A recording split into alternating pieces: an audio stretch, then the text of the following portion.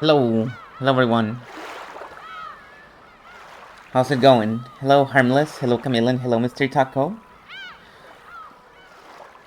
Um, I hope you had a good Saturday, or are having a good Saturday, or will have a good Saturday someday, if it ever happens, if another Saturday happens. How's it going?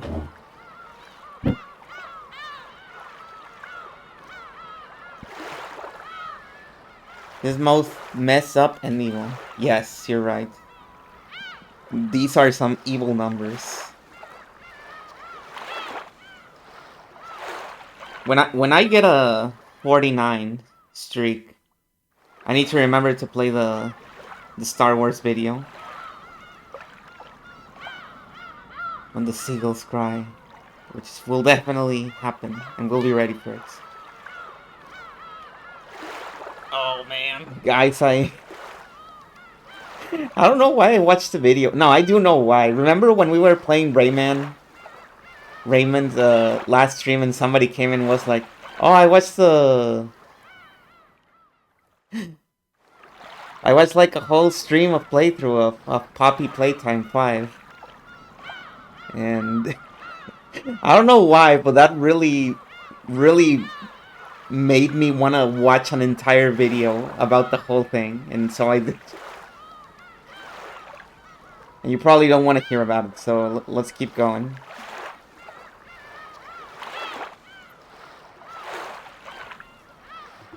Because it's not like a big hot topic of discussion between any of my circles. Like, even FNAF has more discussion going on than Poppy Playtime and from the people that I know. In the case of Poppy, there's nothing. For example, did you know that the monster that they put in the cover of Poppy Playtime is in fact not Poppy Playtime? Poppy Playtime is a different character.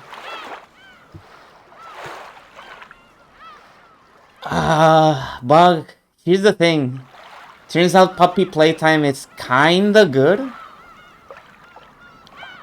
But I'm like very like, you know, wary about discussing it a lot because there's like a very good chance that the creator is like super cancelled. But I'm not entirely sure. I know one of those creators of mascot horror games is like super cancelled.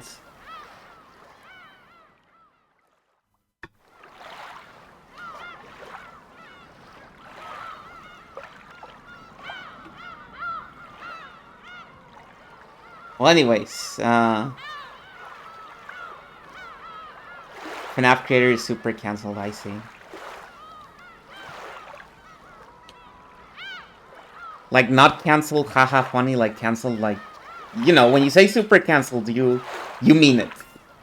It's like for reals. Okay, anyways, here we go. I'm starting in the menu this time because first, it's not raining in the story yet, so it's not like detracting from your immersion just yet if I do this. And second, because I don't remember if we saw the cover for episode 4 last time, since we didn't start with episode 4. We started with the episode 3 tea parties. Oh, that's pretty foul.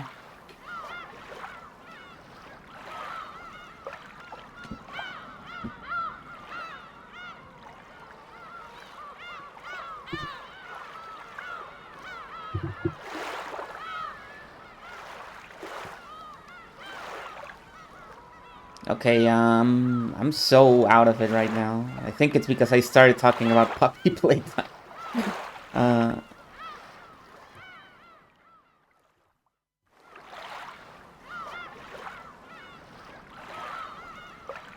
So let's see.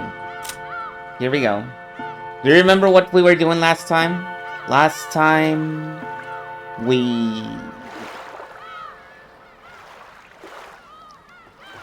I mean, the whole game itself had barely started. Hello, Flo.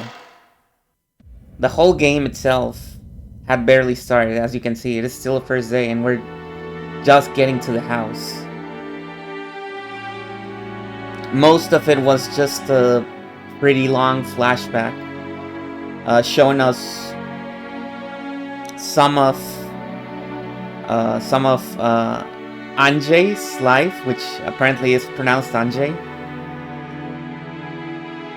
Sort of a French pronunciation, Anjay. Oh, Anjay's time in the Catholic school, which apparently wasn't very good, and also the time later on after she jumped off the building and survived due to sheer luck, where some of her distant relatives were trying to find her, presumably to kidnap her and get all of her money, and we see her run away from them. She jumps off a 3-story building and lands on a car, and it's very cool.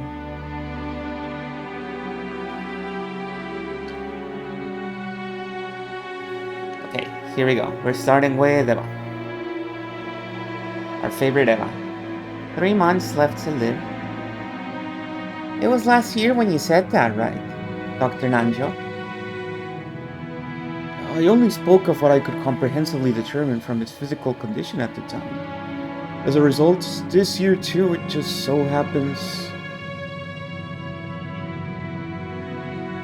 So, even though it's doubtful whether Dad's lasts until the end of the year, he's still totally focused on his occult research. And he has only 3 months left, Doctor. Like I said, Inzo-san's...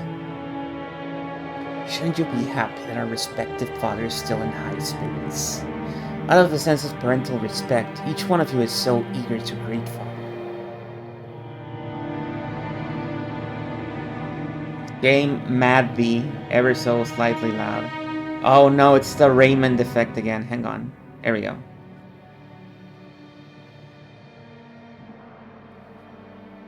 Game Mad. I can see how upset you are that he's unwilling to meet with you.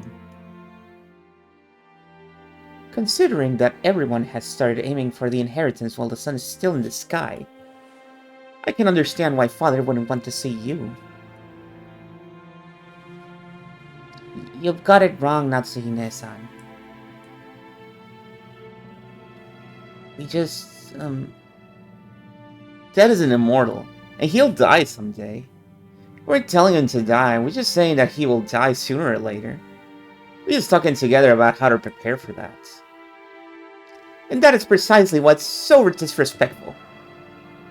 Stop it. You'll make your headache worse. Kraus told Natsuhi, who had risen from her chair in agitation, to sit down. That's gonna be a -1, Kraus, sorry. Trying to smooth over the atmosphere, which had suddenly become filled with suspicion. Hideyoshi put on a forced smile and motioned for everyone to calm down. Natsuhi-san, don't misunderstand. People say you should always clean up after yourself, right? We're just talking about seeing him off. We're discussing this so we can see father off neatly when he takes off on the journey he's eventually gonna make. That's just like you, Hideyoshi-san. Even though you're saying the same thing, you make it sound so intellectual. Yes, that's right. Unlike you, Nissan. Quit it. We aren't getting anywhere. So, like we're saying, Aniki, forget all this about the inheritance. I don't even care if Dad hits us. To make a long story short, we want to meet Dad directly and say hello. Even if he says he doesn't want to. If he's locked on in his study, we don't care if we have to borrow a key from Genji-san. Right, Rosa? Oh, well, it's not like we're forcing you. It's just, we haven't said hello to father in such a long time. If his remaining life is really short, there's a chance we might never be able to see him again. Today might be our final opportunity to exchange words with father. That's right, just like Rosa says. If he only has 3 months left, it wouldn't be odd for him to pass away any time now, right? Are you saying that despite that, we don't even have the right to talk with him one last time? Regardless of the circumstances, isn't that just a bit too much? If greeting Father were truly what you wish to do, I'm sure he'd happily allow you to meet with him. But Father has already heard about the disrespectful topic you hope to raise. No one would want to meet with you under those conditions. The reason you cannot meet with Father is because of your own doing and nothing else, is it not? Exactly. You shouldn't have to rack your brains to understand why Father doesn't wish to see your faces, right? Father has seen through all of your tight financial situations. What are you talking about? I don't have a clue what you're going on about, Nissan. Did you really think I didn't know about the state you're in? Evan realized that he had seen through to their current lack of funds. And alternating between bluffing and returning to the point at hand and arguing back, they repeatedly pressed Kraus to let them meet with Ginso. The sweet smell of the black tea Rosa had gone out of her way to buy had been completely wasted.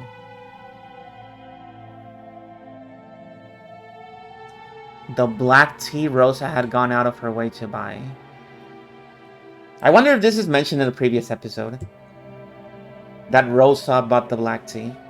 The only thing she was glad about now was the children weren't here for this. The fact that they'd gone to play at the beach right after lunch had been their only salvation.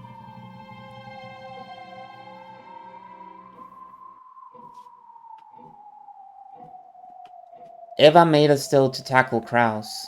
Whoa, and Hideyoshi and Kirie cut in between them, trying to calm both sides.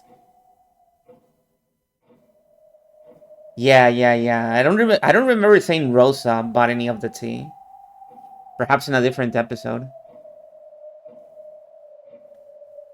Oh, things got really heated very quickly in this one. It was like, fuck this. I'm pissed off right from the get-go. Then, Kirie took a deep breath and spoke. I'm sorry, Krasny-san. I know I'm an outsider, but I wonder if you'd let me say one thing. I have a proposition. What is it, Kirie-san? First, and this includes my husband as well. For many years, we have belittled the efforts you've made by living with Father and taking care of him. Isn't that right? Well, we got it easy since we get to go outside. Baniki's babysitting that for decades now, and that must have been a lot of work. Decades. So I guess he really is about 50 years old, Kraus. He's probably somewhere in his 50s. I'll accept that. But what's your point, Kirie?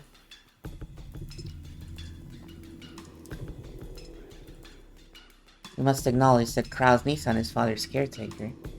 Isn't that right? We always feared Father and have pushed the task of caring for him onto Kraus Nissan. Everyone should acknowledge his efforts. Isn't that right, Eva-ne-san? And so what? Nissan is Father's caretaker? Don't decide things on your own, outsider. Hey now, calm down. Kirie-san, what are you talking about? Kirie, please continue.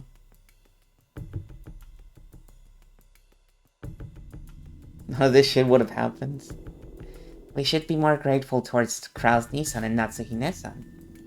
We should thank them for always taking care of Father. It's our lack of gratitude that's to blame for these graceful conflicts we keep having. Isn't that right, Kraus Nissan? I'm surprised. I did not think you, Kirie-san, would be able to understand their efforts, which even my true siblings have not stopped to consider. It's a natural duty for the successor to do Shinomiya family headship. That's right. It's your responsibility as the successor to the headship, isn't it? It's because you take care of Father that we must acknowledge you as the successor. Hey! Why are you bringing this up all by yourself? You're just an outsider. Wait, Aniki. That's right. It's just like Kirie says. Because you take care of that, you're the successor, Aniki. It's just like you said. Oh. Rosa noticed, and then Eva did. Eva's barking demeanor towards Kiria for advancing the discussion on her own disappeared in a flash. And she instead stared at Krause and Natsuki. Natsuki couldn't understand that sudden change and was slightly flustered. Krause Nissan, if you accept just a few conditions, we won't ask you to let us meet with Father again until he dies. Of course, we won't demand to be present at his deathbed. We wouldn't even mind being absent at the funeral. Where are you going with this? But I may as well listen for you. Let's hear your terms. First, the term successor to the headship refers to the caretaker of the current head, Ushiromi Yakinso. And then, second, the duty of the caretaker is to look after Ushiromi Yakinso for the rest of his life. To make things simple, the caretaker's job is to take care of it for him until his final moments. You were prepared to do that from the beginning, Krasny-san, so that won't cause any problems. Naturally, I have no objections to either of those terms. I'm already carrying them out. Third, on the off chance that the caretaker is neglectful in his responsibilities of supervision, he shall be deprived of his rights as a caretaker. With that sentence, all slack disappeared from Krause's face. Natsuki alone was still having trouble figuring out what it meant. Oh. Just what are these responsibilities of supervision that the caretaker bears? It means the supervision so that Father can live the rest of his life in the best possible health. I'll be more detailed in that. In the case that Father dies anything other than a natural death, the caretaker will be deprived of his rights as a caretaker, and his status as a successor to the headship will be lost. Hello, Fire Mountain.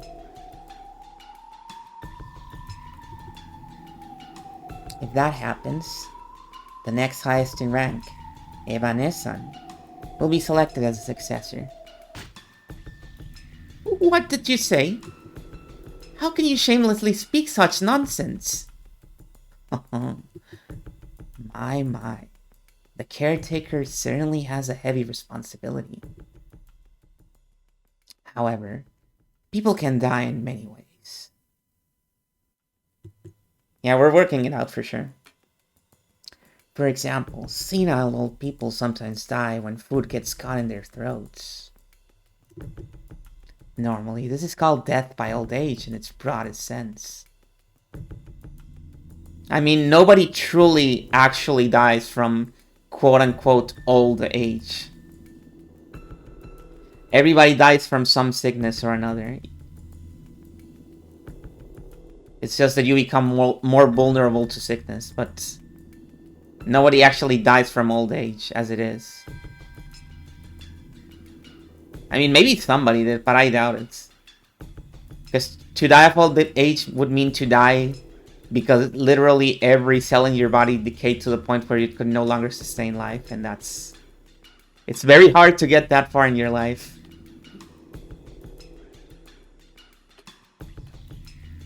With your arguments, that becomes a death by accident, and I bear the responsibility of supervision. This is unjustly disadvantageous to me. I have no intention of forcing just an unfair argument on you. I'm referring to the kind of thing that the caretaker could have prevented beforehand by taking good care of and keeping his eyes on Father. Right, it means vaporizing into dust, basically. I'll be the first person to do it. Nice. I'm going to die slipping in the bathroom. I'm like 90% sure that's how I will die. It may be the caretaker's job to carry food to Father's mouth, but whether he swallows it or not is clearly outside the caretaker's responsibility. I would have absolutely no problems with the example you raised, Krasny-san. Oh. So what kind of case are you referring to that might cause the caretaker to be blamed for making a blunder? For example, let's say you were guiding Kinso through the forest and got lost, and then decided that in order to find your way back, you want to walk towards the cliffs, and then you ask Kinso to come climb with you, and neglect to tell him how unsafe the situation is, and then Kinso slips off and falls head first, dying immediately. That could be referred to as neglect. If he disappeared.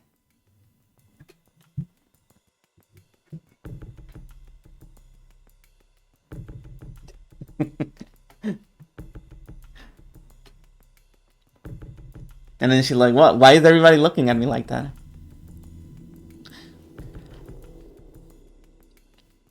If he disappeared. If he went missing. Oh?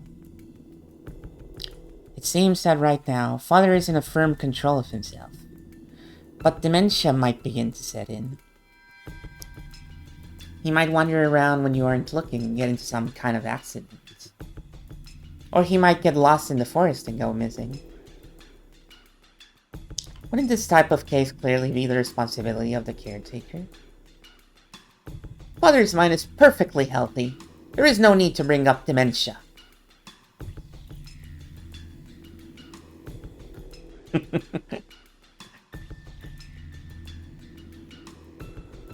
One day, suddenly, I saw Father go into the forest. I chased after him, but I couldn't find him. I called the police and searched, but after being unable to find him, after 7 whole years, I had him declared legally dead. My point is that we won't accept it if you use a story like that to treat him as dead.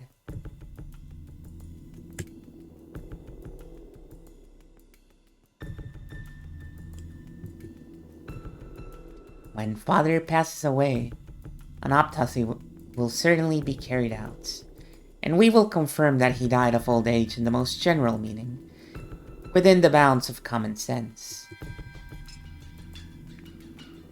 A death of any other cause will be held as the caretaker's responsibility. See, these are all things you have toiled away at all this time, Kraus-Nissan. These aren't strange conditions or anything of the sort, right? You're mocking us, disgracefully so. I find it hard to imagine why my husband must be coerced into a rule that disgraces him in this way. Actually, I've been suspecting it since last year. No. Everyone here probably suspects it as well. Eva-san and Hideyoshi-san. Rudolph-san and Rosa-san too. Everyone has suspected it the whole time, but it was so frightening to imagine that no one actually said it. I see. So this is what you're trying to say? That Father is already dead, and that I have been hiding it. What?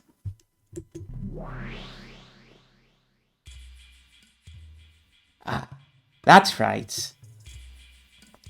That's one of the theories I thought of as a key to solve the last mystery in the previous game.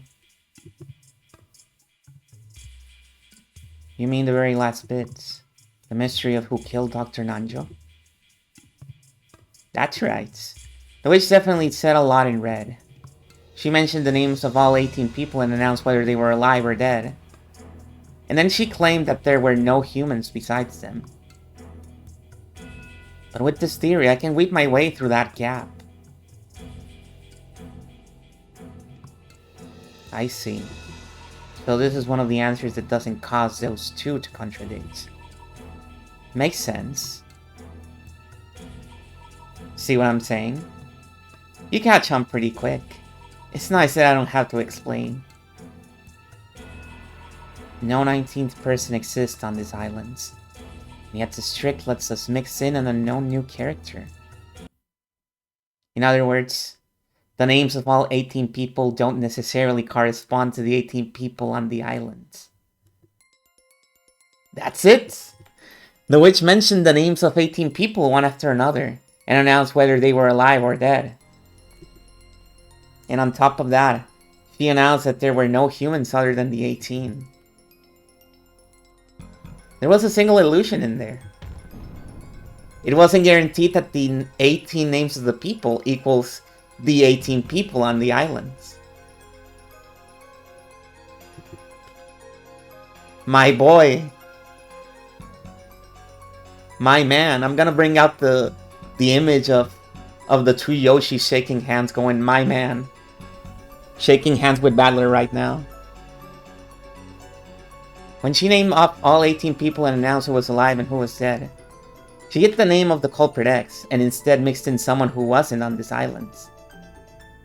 By doing that, even though the culprit was on the islands, she was able to leave him out of the list of living or dead people. That's right. We thought Battler had given up after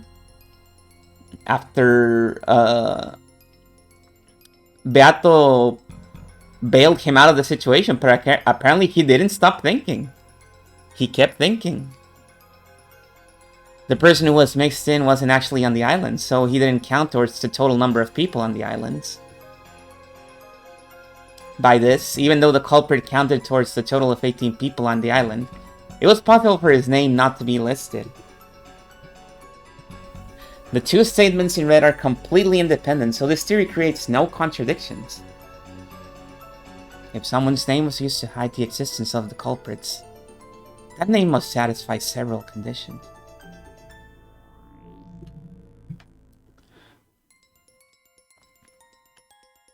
First of all, even though this person isn't on the islands, they got to be someone we think is on the islands. Otherwise, she wouldn't have been able to trick us.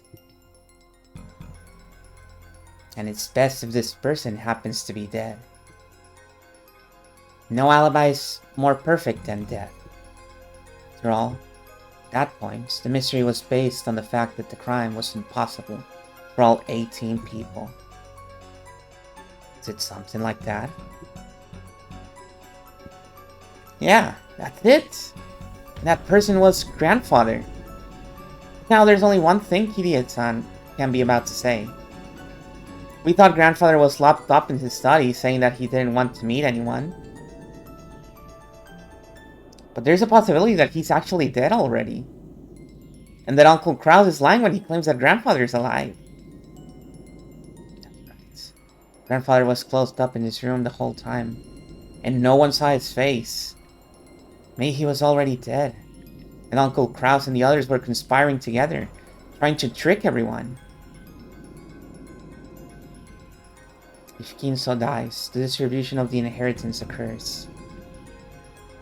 However, if Kinso doesn't die, no, if he dies, but it isn't announced, the distribution of the inheritance won't take place.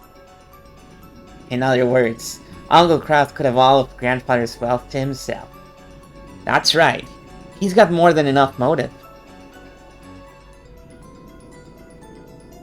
Maybe a 19th person X really doesn't exist on this island. But a person X existed. And that person was the 18th person. In other words, there were originally 17 people on this island, not 18. Then, an unknown person X snuck in and committed the crime.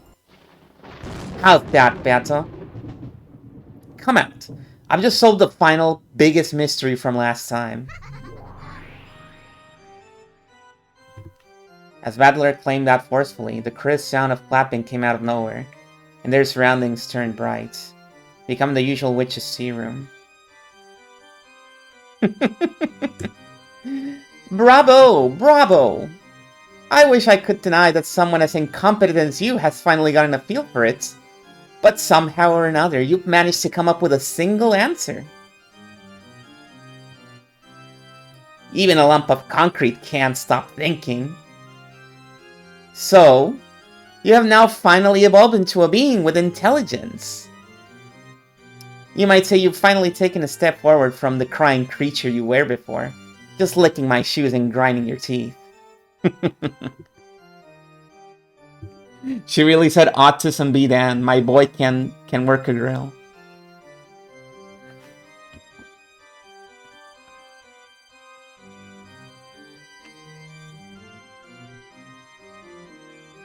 Can't believe that stupid wordplay threw me for so many loops last time.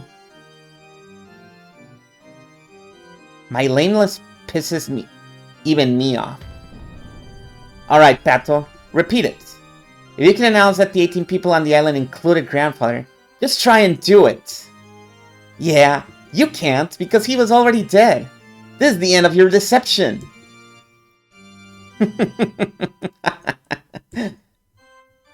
Well now, what have we here? Shall I slice that in two with the red truth? No, it might also be good to hold back for now and let you get all excited. If I'm going to push you off a cliff anyway, it would be more interesting to lead you to a higher place first. Alberta sneered obnoxiously. She looked like she was searching for an expression that would tick me off even more. As though she was saying that the answer I'd reached was impossibly ridiculous.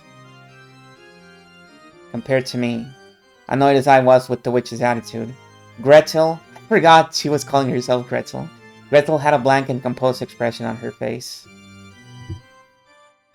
Almost as though she expected the witch to not act that way.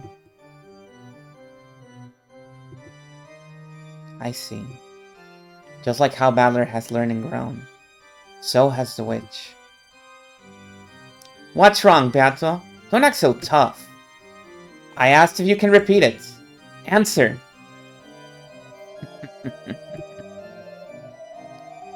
Stop it, Battler. The witch won't answer so easily.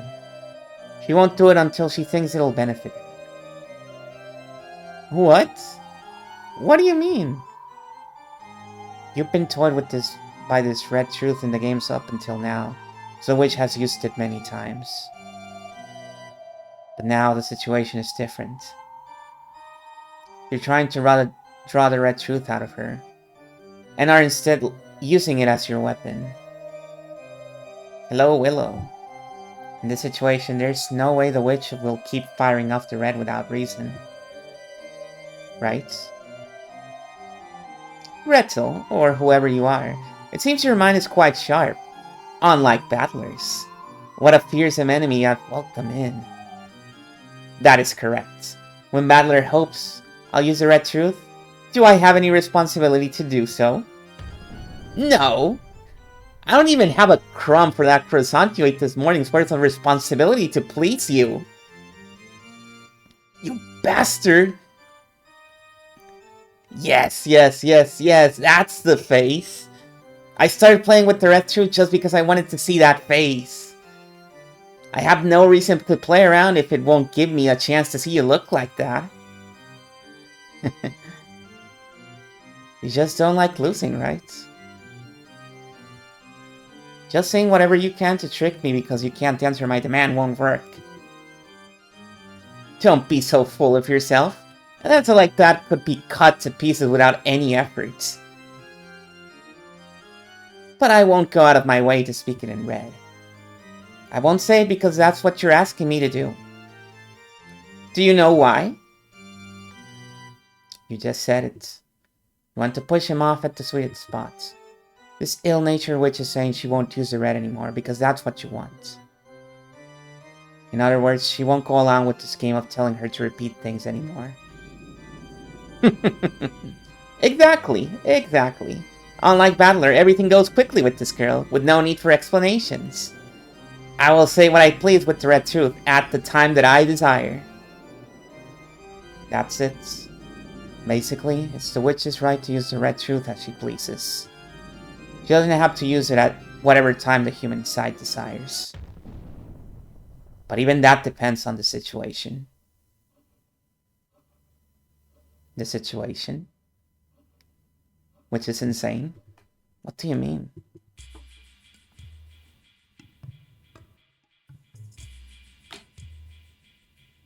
The witch has no responsibility to respond when you tell her to repeat something.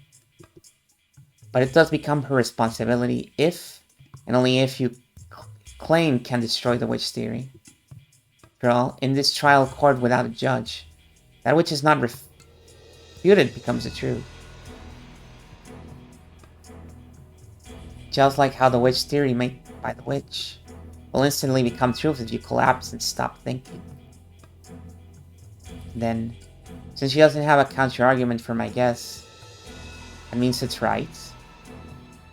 It's right that the culprit is the mysterious 18-person X, and grandfather is already dead. At least, until the witch argues back. Truth always loses to new truth farther in the future. The tricky part is that even the timing of the counter-argument is up to the witch. In other words, maybe your reasoning just now was correct. Or maybe the witch is refraining from arguing back even though you were wrong. Or the witch may be ignoring it because it doesn't shake the basis of the witch theory in the first place. But either way, we can't tell the difference at the current time. Is that more or less it? Damn you, Lady Brinkestelle, for throwing in such a troublesome piece. Thanks to that, I'm losing all my lines. The witch has learned that she can respond to your demands to repeat phrases at a later time. Maybe you could even call it a delayed move. She's messing with me. So even if I announce some mistaken reasoning, there's a possibility that Beata will intentionally let me flounder about without denying that guess. And at the very end, when I propose an even more massive line of reasoning, she can cut it off at the base and spin everything around. A single piece of reasoning becomes a bridge to the next piece. By demanding that she repeat lines, I've been able to strengthen my position in advance bit by bit. Since that bastard Beth learned this strange delay tactic, I can no longer confirm or deny my reasoning.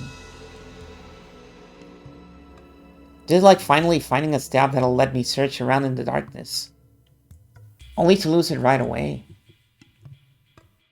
I'm just stuck now, right? Hey, Battler! If you make a despairing face like that, I won't be able to stop drooling, you see? From the beginning, that stuff was nothing more than something I gave you because you were so worthless. All this means is that you can finally challenge me without a handicap, right?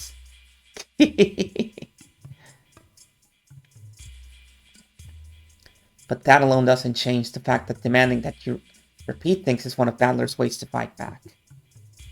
As I already said, as long as it's something fatal that'll destroy the witch theory, the witch is obligated to argue back, and therefore, to speak with the red truth. While the timing of that counter-argument is up to the witch, it must be performed eventually. Isn't that right? That may be so. If I cannot deny the tricks done by humans' theory Battler lays out by the time the game ends, Battler will use that as a reason to deny me, and it will be possible for him to proclaim his victory. So, shall we view this as a restriction on the witch's side? That the trick theory laid out by the human side, in other words, what he tells you to repeat, must be countered during the game. In parentheses, during the episode.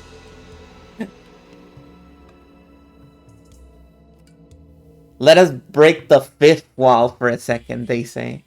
Because this is already the fourth wall, so... That is so. Battler's goal is to show that he can explain the entire pleasant game I have laid out on this island with humans, and deny me. If Battler succeeds in that, at that time, he will become the victor of this game. Let me confirm the rules. To review the time the game ends as referring to 24 o'clock on October 5th, 1986, going by the time of the Rokkenjima in the game. I have no problems with that. At the time the game ends, the human side must state a theory using tricks for all of the mysteries. And if the witch side cannot argue back, the human side can proclaim its victory. Does that work? Let us be more specific. When the game ends, the witch side will be given a chance to argue back. Let's decide on an amount of time. 1 minute. If you cannot carry out your counter-argument within 1 minute, victory will be proclaimed. Then, allow me to impose the same rule on you. At the time the game ends, the human side will be granted 1 minute to counter the mysteries it has been given. and right now, Rattler's like, no, wait, hold on. Hold on, I didn't agree to this. If a single mystery has not been countered within that time, it becomes the witch's victory, and that game is over. It would be such a killjoy to have the game stop for lengthy consideration, right? You asshole. Moving things along without me. They killed a filibuster, yeah. Fucked up. But I more or less get what's going on. Even if the lines I demand that you repeat aren't countered instantly, they gotta be countered eventually. Yes, that's right. That must happen before... how do you say that? 0 with 1 minute on October 6th. But be careful. She only has to cut up one of the things you tell her to repeat. You can't proclaim your victory unless you solve all the puzzles.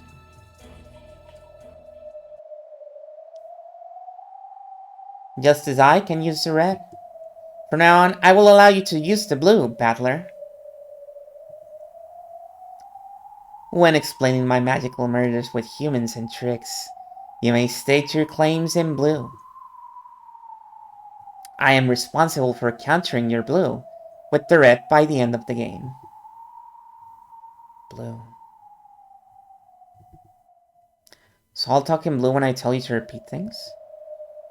Not quite. When you told me to repeat lines, you were able to do it for any trivial thing. But the blue is a little more restricted. Unless it by itself denies witches, it will not be valid.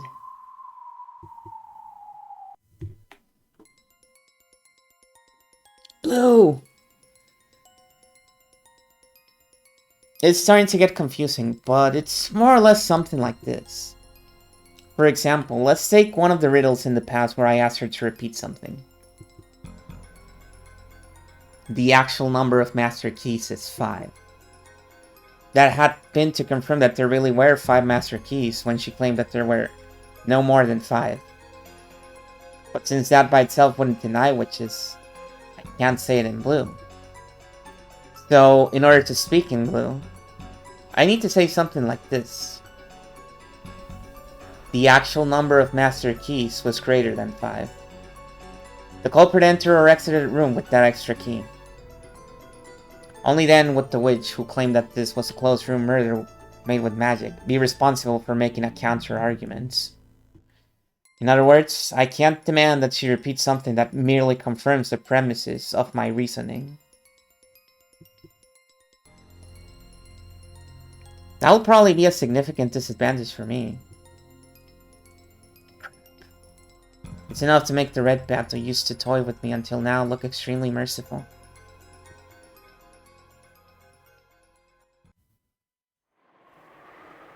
Damn it. So even if I create a theory for a particular closed room and speaking blue, if Battle denies it at the very end, I won't even have time to create my next theory? 0 hours, thank you. This rule's awful. Horribly bad for me. Are you gonna surrender before the fight begins again? Calm down. No one said you could only use the blue once for each mystery. Do you know what that means? No. What does it mean? In the pitiful way you've been fighting up until now, you've made a single theory. Glanced at the witch's complexion.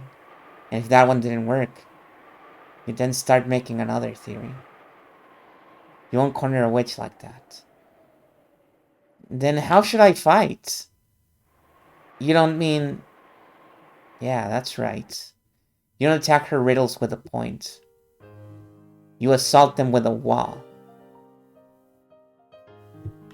You said so yourself in an earlier game, that the force of your reasoning should be like that. Assault with a wall. That's right. I said so myself earlier.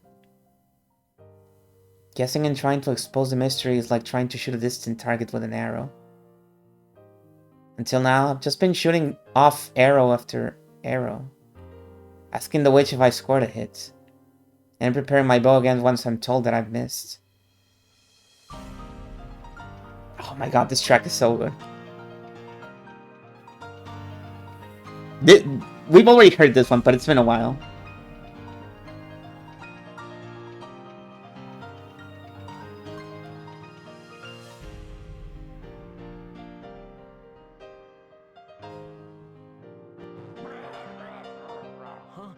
Who's there? Hello, Cube. Welcome, Raiders. True, you have no idea how timely this message is.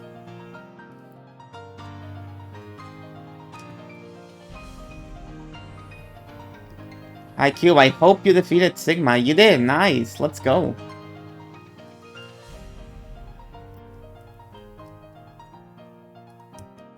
We are currently in episode 4 out of 8 of Umineko. Still fairly close to the beginning.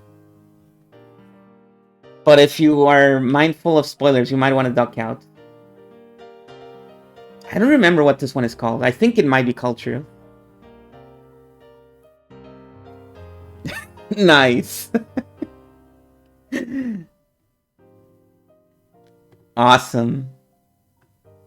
You know, when I played that game, I still think that the final boss is easier with Zero.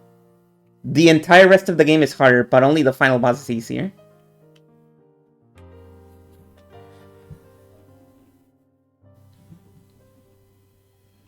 Shonen Jump moments. Everyone, thank you.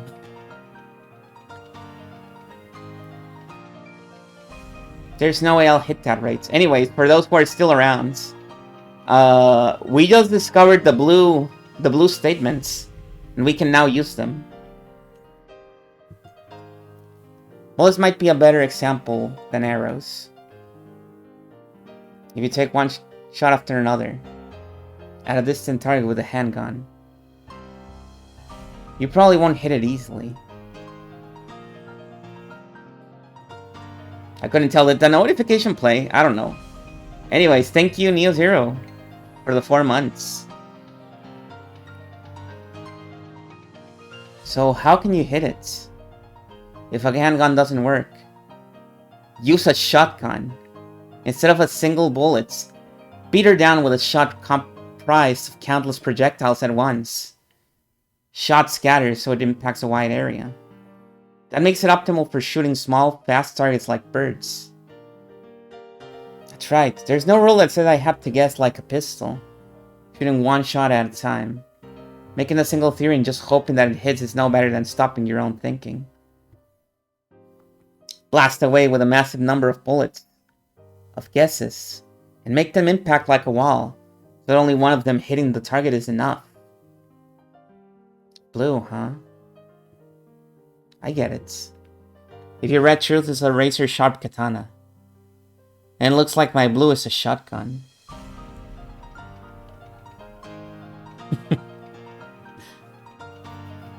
No, a machine gun whose firepower will turn the witch into a honeycomb. I see. So it's an awkward gun that fires many shots. That sort of crude analogy is just like you. The climax of a detective novel is always the same. The famous detective gathers all the suspects at once and displays a single trail of logic that works splendidly. Almost like William Tell spectacularly shooting through an apple with a single arrow. That's why I mistakenly took that to be a virtue. It probably would be splendid if I could shoot through the truth with a single guess. That isn't realistic. Sometimes you want to hit the apple, you just have to deal with the fact that you're gonna have to kill the guy. Look at Real Wars.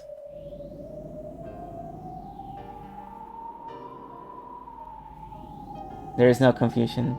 Yeah, in this one you don't have only one shot, as they're discussing how you have more than one shot.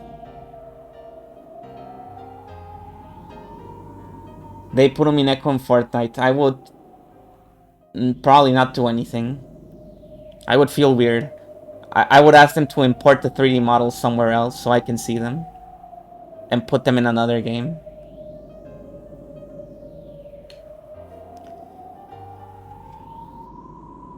Do they really have everyone pull long guns out of their trench, aim really well, and take shots at each other one at a time? They don't, right? They fire rapidly, they fire all over the place, they pin down the enemy with a barrage. Rethinking is the same way.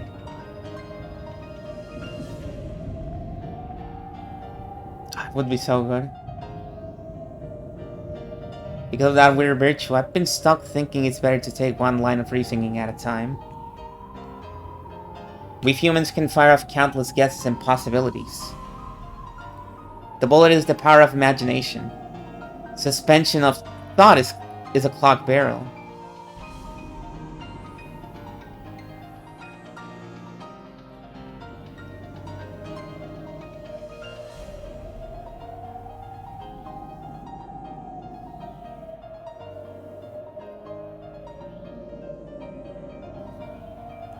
Oh, it would be awesome, right? And the layout is like the little borders they use when they show them in the meta layer.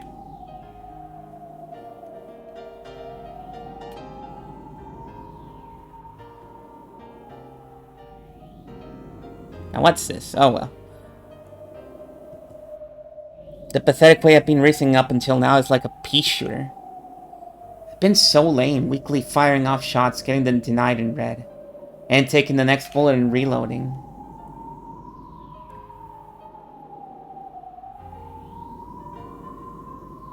My blue truth, which claims that humans and tricks are what's real. Social deduction. I don't know about that one. What is that? Will overpower its target. The illusion told by the witch, with its firepower and the force of what I can imagine. This is my Ushinomiya Battler's fighting style. Thanks to you, I figured out my true fighting style. Thanks, Gretel. Oh, okay. Like Amogus, nice. I mean, well, you'll see. You're welcome. Makes me think of how pathetic I was before. Yeah, it's like Beato said. I've had a handicap up until now. I'll acknowledge that. New rule, understood. I have my own way of fighting. I'll show you it. That willpower is good. I like it. Then try using it right away. This blue truth of yours. Yeah, I'll use it. With this blue truth, I'll break apart your witch theory, which says that only a witch culprit was possible because everyone had alibis. This is my truth.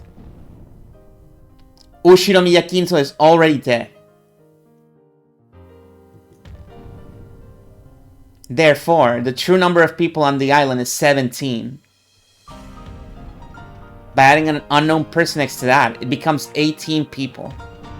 By supposing that this person X exists, the crimes will be possible even if all 17 people have alibis.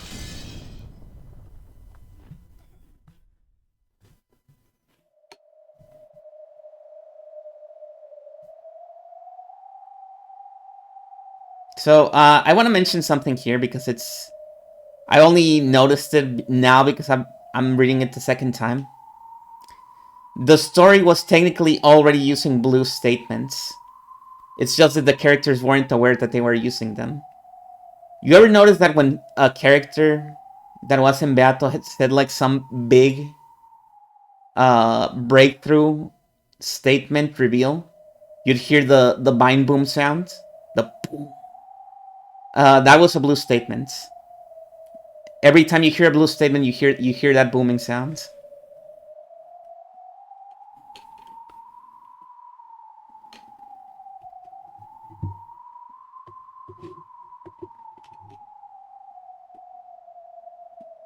In short, if you keep preventing us from meeting with Father, we will have to accept the following theory. Simply put, Father is already dead. Yep, stealth blues. But you're hiding that because you don't want the inheritance to be distributed.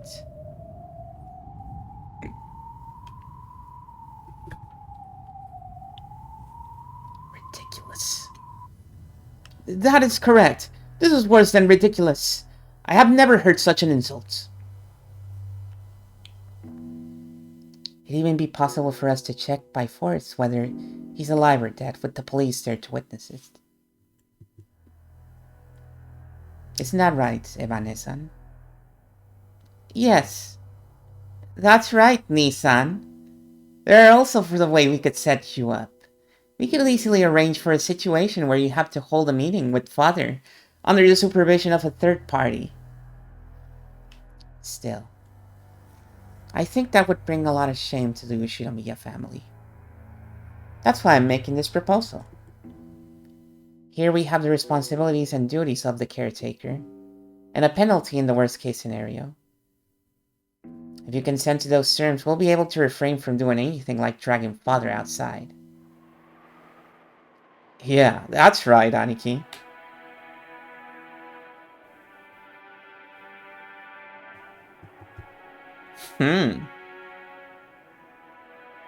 Didn't you just say it yourself? You've been carrying out your natural duties as Dad's caretaker. Kidia's condition shouldn't be anything to worry about, right? Why this overreaction? Are you really worried that having the position of successor drag out from under you if Dad dies something other than a natural death? Or else, what? Do you have some reason to think Father might die something other than a natural death? How could I?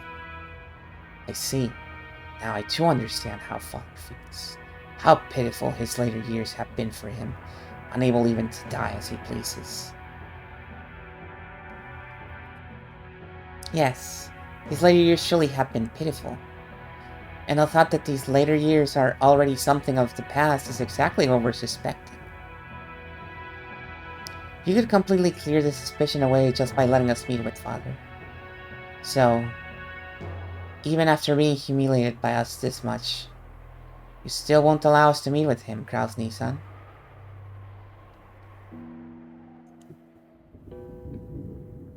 Father is probably already dead. The course may have been disposed of in absolute secrecy. And after talking all of the wealth for yourself as Father's agent, you will make it seem that he disappeared until 7 years pass, making Father a corpseless member of the deceased. I'm sorry, but please don't take it badly, okay? I'm just playing detective here. How rude can one be? You have no right to stay in this mansion. Leave immediately. I won't permit you to cross the threshold of this house again. It worked last year, but you used up your luck if you thought it worked this year too. Father is in a bad mood, so he can't meet with us. That was plenty suspicious last year, and yet you're doing it again. If you wanted to fake being Father's agent and grab all of his assets, you should have done it a little more speedily, making him disappear without waiting for today's family conference. You really are naive, Krauso-ni-sama. I have no idea what you're... However, if it's a fact that Father's in a bad mood, and you're preventing us from meeting him as a part of your responsibilities as his caretaker, then it's a very wonderful thing you're doing. In that case, if you just accept our conditions, Everything will be settled here and now. After all, he cares so greatly for Father, Krau's son. There's no way Father will die in a manner that leads to trouble during the autopsy. After all, Father hates hospitals, so he'll pass away in his study, right? An autopsy will certainly be carried out no matter what happens. The only way to kill him without an autopsy would be for him to disappear. Enough, Kirie-san.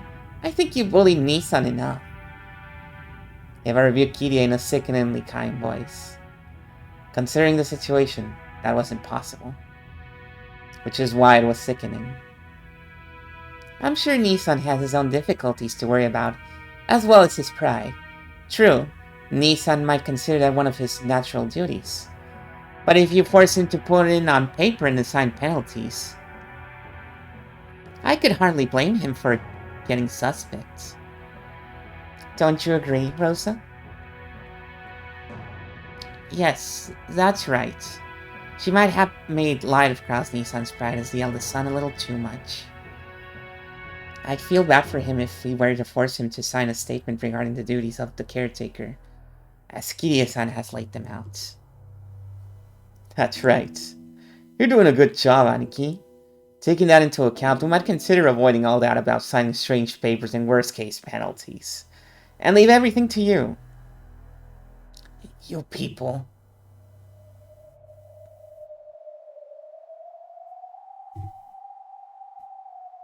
Not just Eva, but Rudolph and Rosa as well, with unnerving smiles on their faces as though they'd planned this beforehand, began closing in on Kraus. They now understood perfectly how Kirie had cornered Kraus, and exactly where she was prepared to compromise. We were talking about assigned statements regarding the responsibilities of the caretaker. But even without signing such a thing, you can make it so that we'll never demand a meeting with Father again. I wonder why. He looks stressed out. Not yet. Maybe next episode. If you can prove your fitness as Father's caretaker with a form of guarantee, other than a signed statement, that is. Are you telling me to pay security money? Hilarious.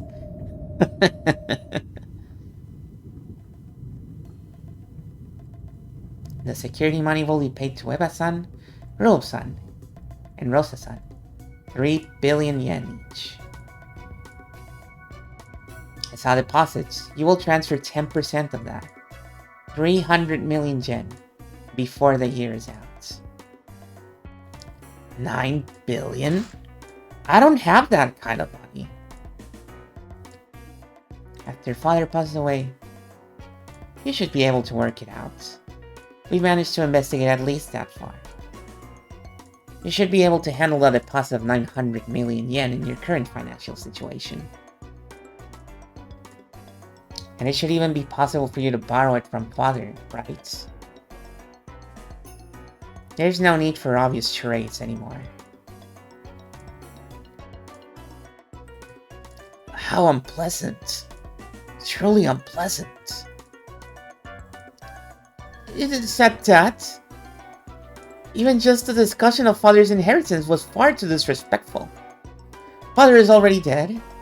My husband is hiding that and keeping all the money for himself. I've had enough of this. None of you are qualified to bear the name of Ushinomiya any longer. Calm down, Natsui-san. We've all said all we need to. Why don't we leave it at that for now? This is happening all of a sudden and on a massive scale. We might even be getting agitated ourselves. Why don't we take a break for a while and cool our heads? Krasny-san probably needs a little time himself. Right, Krasny-san? Time? Why would I need something like that? Don't worry, don't worry. We aren't thinking of anything shady. Just So eager to see father that we've started grumbling a bit. And Krau's Nissan, I know real well how you're dying to get back at us for the things we've said. If you're willing to go so far, and you just need to let us meet with him. Right? Isn't that right? You just got a bit stubborn, and it felt awkward to say you'd let us see him after saying we couldn't all those times. Isn't that it? Right? Right? It certainly does seem that my husband has lost his composure slightly, just like the rest of you have. We were only refusing stubbornly out of respect for father's desire not to meet with everyone. Indeed, that's right.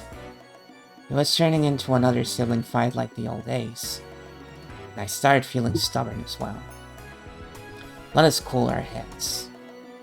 I understand how much you all want to meet with father. I will pass that on to him. I'll find some way to convince father to meet with you. Will that do?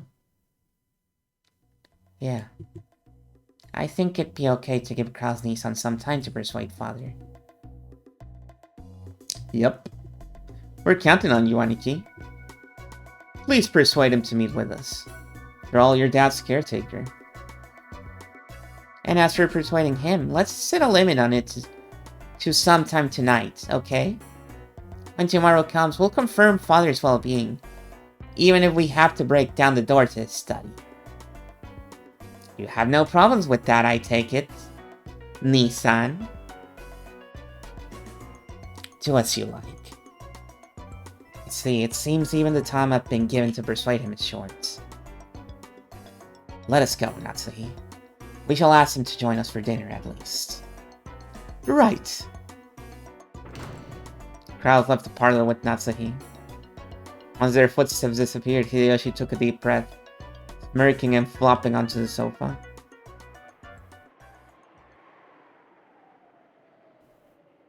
Kirie-san, you're a frightening person.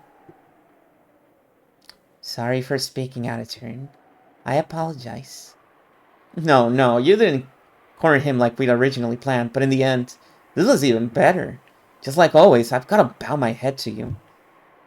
I don't know if you remember, guys, how these meetings have been playing out in the other episodes. In the first episode, Kirie was explicitly forbidden to intervene in the conference. And besides, she was kind of not really excited about doing it anyways. She's like, ah man, this is kind of annoying. I'm glad I don't have to do it. And then in the second and third episode, some bullshit happened that interrupted the conference, basically. And greatly derailed the conversation.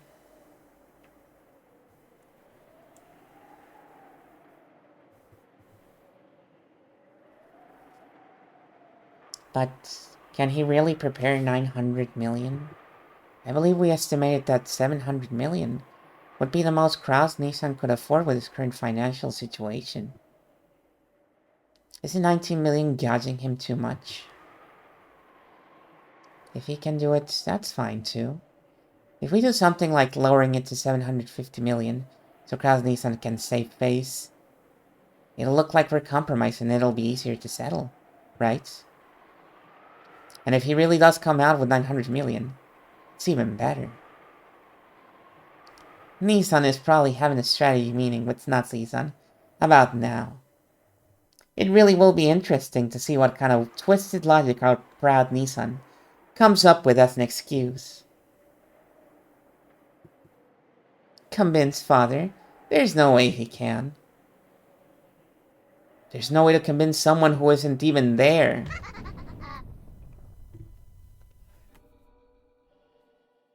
And then we skip to the dinner scene.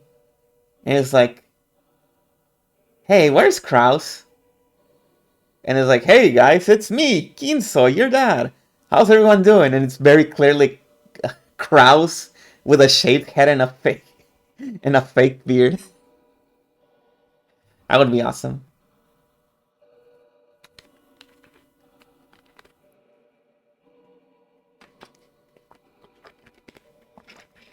Weekend at Kinso's. That could be another one, yeah. Although they do need a corpse. And the corpse does need to be at least fresh. If all the theories that Kire is stating are true, this thing has been going on for at least a year.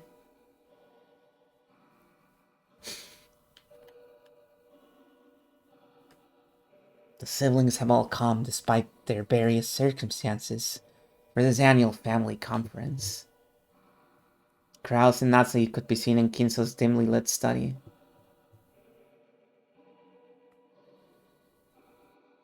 I have thoughts about Kirie here that cannot be shared, sadly. The stream is 18 plus, right? No, I'm kidding. I don't know. Probably something. There's probably a spoiler. Every once in a while, thunder could be heard, and the dimly lit room flickered with lights. It seemed that the island would be closed off by the storm very soon. Father, please, just this once, show those disrespectful people the majesty of the head.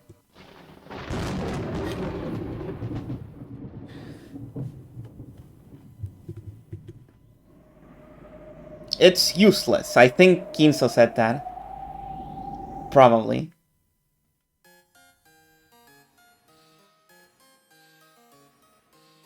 The large shadow of a person standing by the window, his majestic back facing them,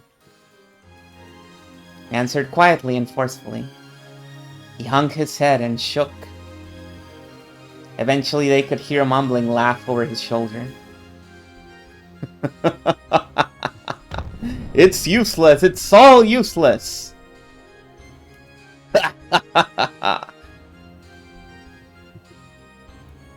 3 months left to live. An almost finished geezer.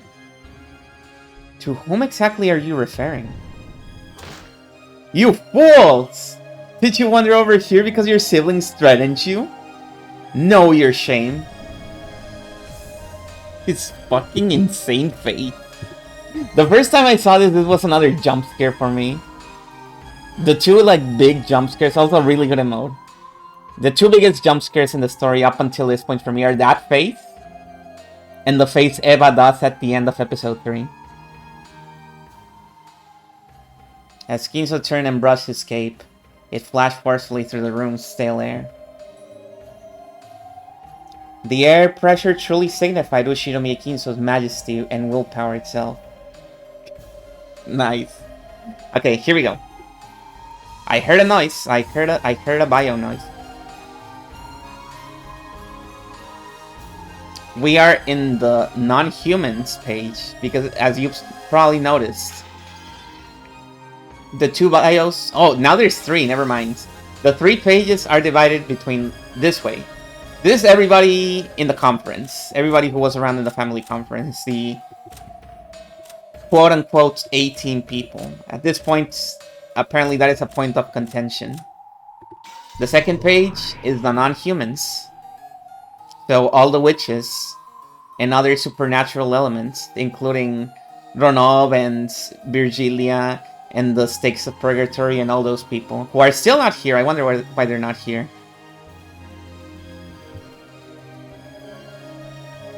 Yeah, little Kinso. And the third page, which wasn't here before, is the future. All the characters from the future in the timeline. So everybody who's around when Anjay is around.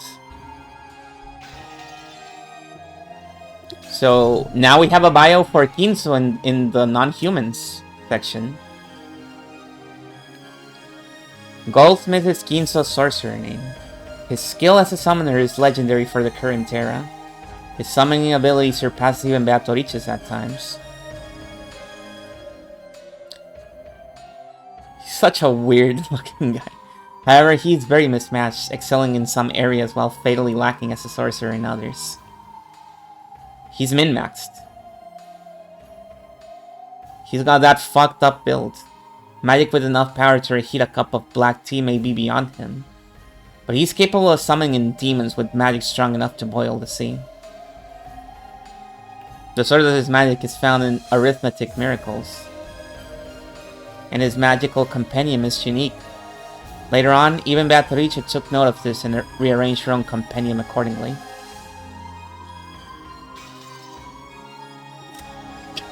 Oh, yeah, the pants are really funny, and the way he like stands up too.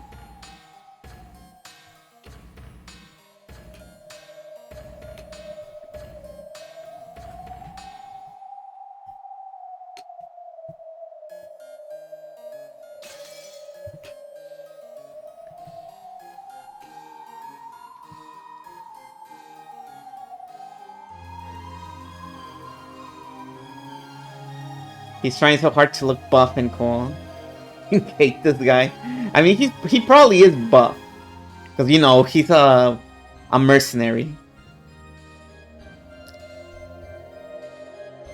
who's apparently training people at Blackwater. So yeah. As Ginso turned and brushed his cape, it flashed forcefully through the room's stale air. Okay, we already read this part. Mr. Blackwater, yeah. After being blown back by that wind, it wasn't strange that Krause landed on his butt. As though showing consideration for Krause, who looked as though his legs had been swept out from under him. Natsuhi also crouched down. Natsuhi! Then, with a thunk, Ginso's footsteps approached with a heft that signified his dignity. Father. You fool! He looks so much like Sho Minamimoto.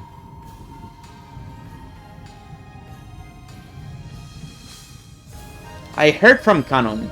Just how far do you pathetically let your siblings lead you around by the nose? Father, my husband is doing his best to protect your honor. Without lending an ear to Natsuhi's words, Ginso extended his palm to Krause's collar, as the latter sat on the floor. No. He curled his fingers, leaving only his pointer finger out. Then took that finger and pressed it up against Krause's collar, twisted it, and slowly, with just one finger, picked Krause up into the air.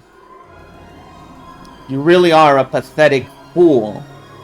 You let your wife speak in your defense? If you have an excuse, give it yourself. Krause clawed at the air. Ginso's brawny finger was choking him.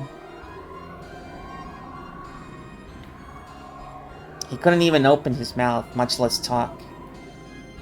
However, even if he had been able to open his mouth, as he was now, there was no way he'd be able to think up an excuse that Ginso would accept. Still, how could this power be described?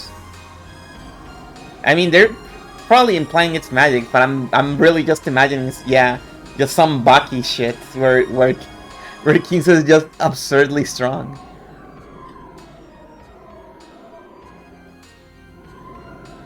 No one would call Ginso an old man after seeing this superhuman strength. Father, my husband is fighting in his own way. Please forgive him.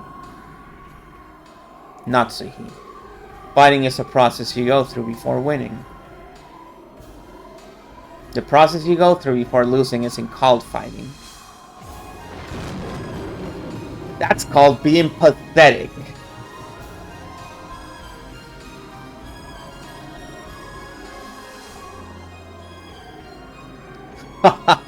You call this my successor? As thunder roared, Ginso laughed heartily as though nothing could be more pleasant. And when he finished laughing, he threw his son away like he was scrap paper, slamming him against the wall. And he died. First Twilight, baby. No. Dear, are you okay? Krause slid down the wall, rubbing his throat as though in pain. Mishima Heihachi, yeah! Natsui ran up to him and looked after him. I mean, for all we know, Nanjo has just been hiding that he's super buff this entire time.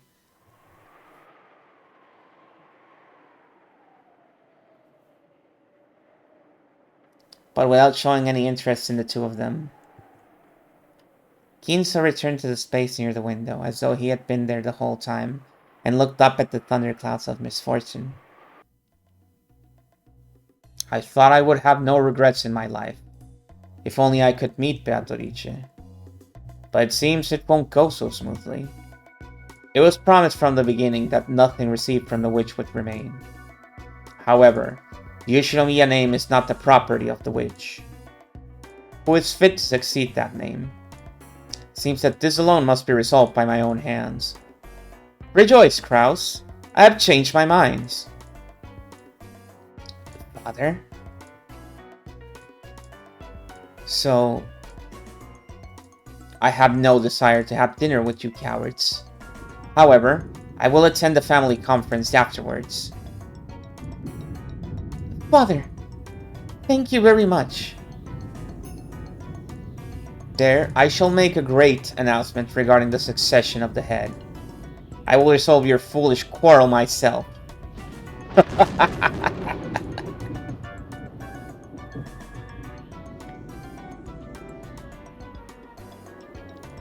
Shoot a missile? Is that what Heihachi does?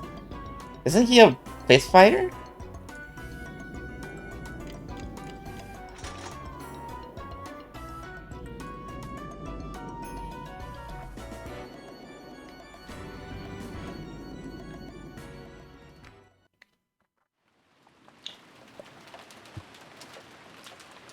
Hi, Jam. How's it going? Oh, I see. Forcefully opening the door with a clunk, Rosa flew in with Maria. Is Genji-san or anyone here? It doesn't matter who. Bring us a bath towel. There was already a full-blown typhoon outside and was starting to pour down hard. Whoa.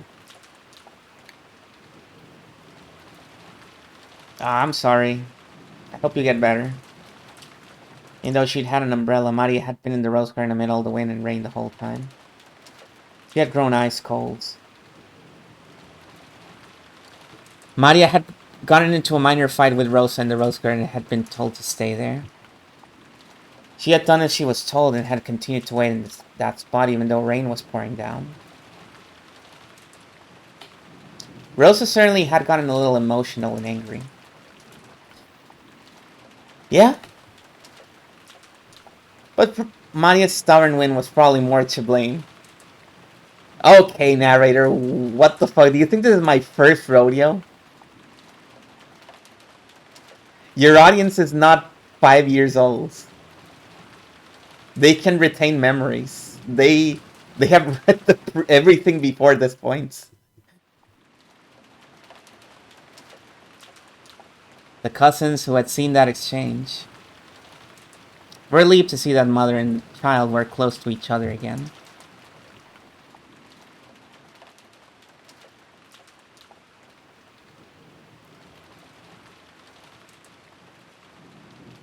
Rosa scrubbed Maria's head with a towel.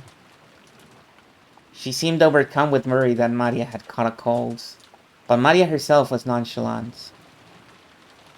Are you okay? You didn't catch a cold, did you? Maybe we really should go back for now and get a change of clothes. Oh, I'm just fine. Is there any fighting game with normal lore? Probably not.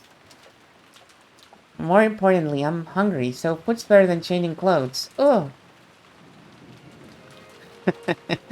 She looks okay, Aunt Rosa. She's gotta be if she's this spirited. It's a really good thing she had an umbrella. I was thinking she might be soaked to the bone. The fact that she had an umbrella certainly is a silver lining. But, Maria, even if you have an umbrella, you've gotta get to shelter when it starts raining so hard, okay? Little girls definitely shouldn't let their bodies get cold. Ugh. It's okay, Jessica-chan. It's Mama's fault for telling her to stay there. I'm really sorry. I'm really sorry. Oh. I'm a good girl, right? I'm a good girl for doing what Mama said? I stayed there even though it was cold. Stayed there until Mama came. Oh! Yes, you really are a good girl, Maria. You did exactly what Mama said. Very well done. But next time, even if Mama tells you to do something, find some shelter if it starts raining like that. Okay? Promise, Mama. Oh. Promise, Mama. Oh. As Rosa gently held Maria, they joined their pinkies together and promised. Valor and the others realized that by touching her mother's pinky, the warmth had started to return to Maria's body. Ganon-kun, thanks for the towel. That really helped. It's Ganon! And if you would excuse me. There he goes, awesome guy. As Ganon bowed with a blank expression as though he'd done nothing that required gratitude, he left the parlor.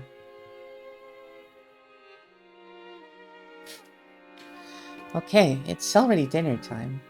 Let's all go together. I'll even give Maria my dessert for being so good. Oh! Really, Mama?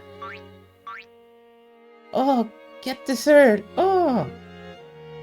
Love Mama! Love Mama! Hey, Maria, don't jump around. Mama loves you too, Maria. Love Maria, love Maria. I love Mama too. Love Mama. Oh! Oh! Rosa and Maria looked really close. Even the cousins who watched started to feel a long-forgotten warmth fill up their chests. Like, damn, my mother hates me. Well, I guess Balor's mom is dead. But everybody else is like, damn. You know, that might be an age when you're on your best terms with your parents.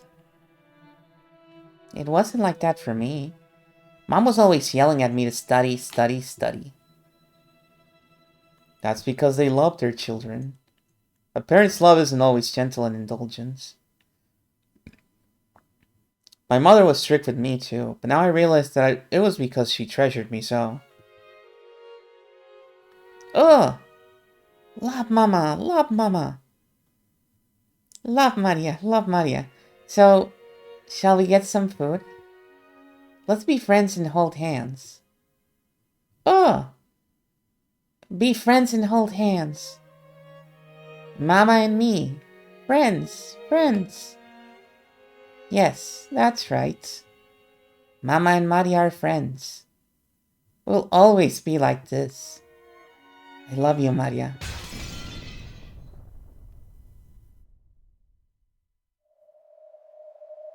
What's going on all of a sudden? What's up? The sudden sound had come from the teacup Gretel had been holding, which had fallen and smashed. Sorry. I got careless. She's sorry for dropping it.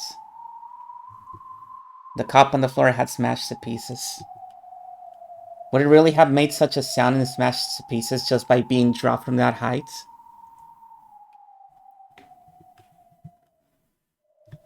Even someone as thick-headed as Battler could realize that she was in a bad mood over something.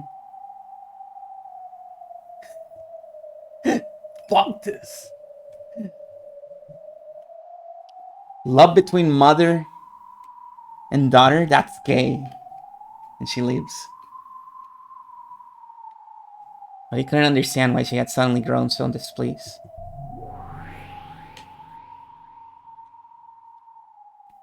When she made to bend over and pick up the fragments of the cup, Renova appeared out of nowhere and stopped her. You will injure yourself.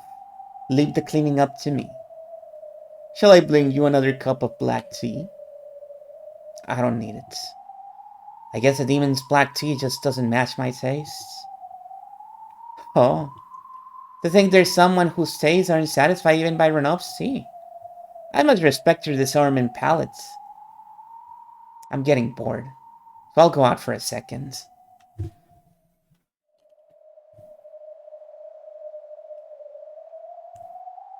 Bored? Wait a sec, this is where things start to get interesting. About now, Maria's probably going to say that she got an umbrella in the letter from Beatrice again, right?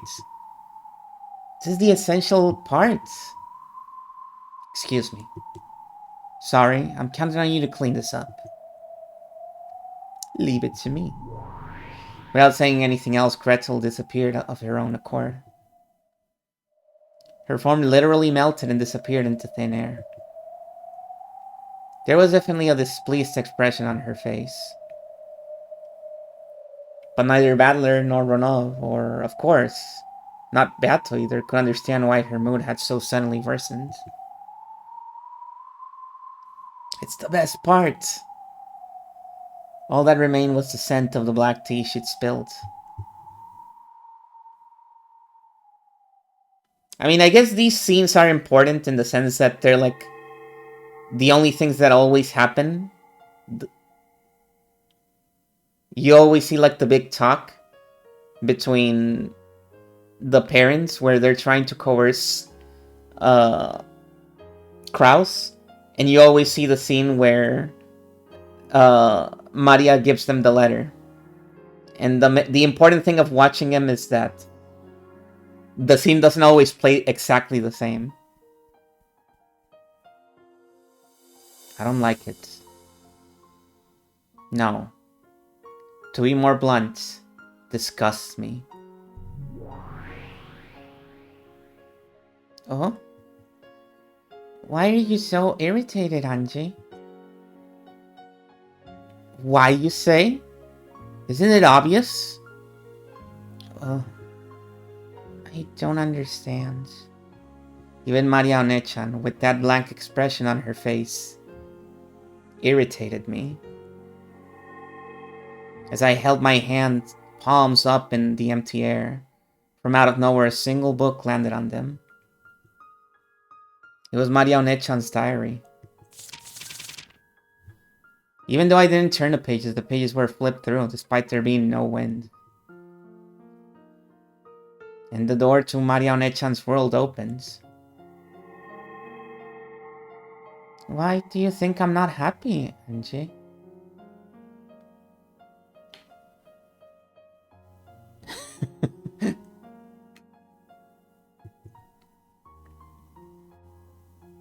Think about it objectively.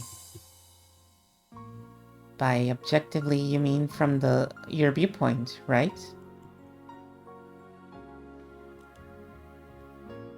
Are you trying to say that the truth is different for me and you, Maria One-chan?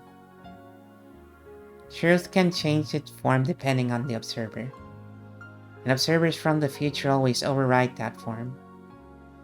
Anjay, what are you trying to do to my happiness?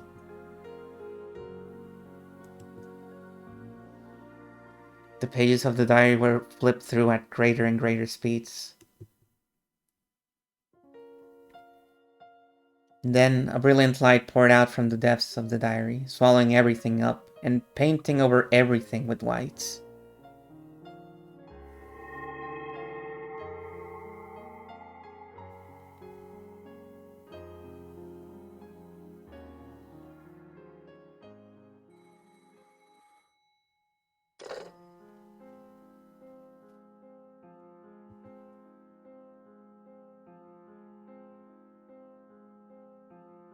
Sorry, Maria. Mama has to take care of some urgent business that's piled up, so I need to stay holed up at the company for a while.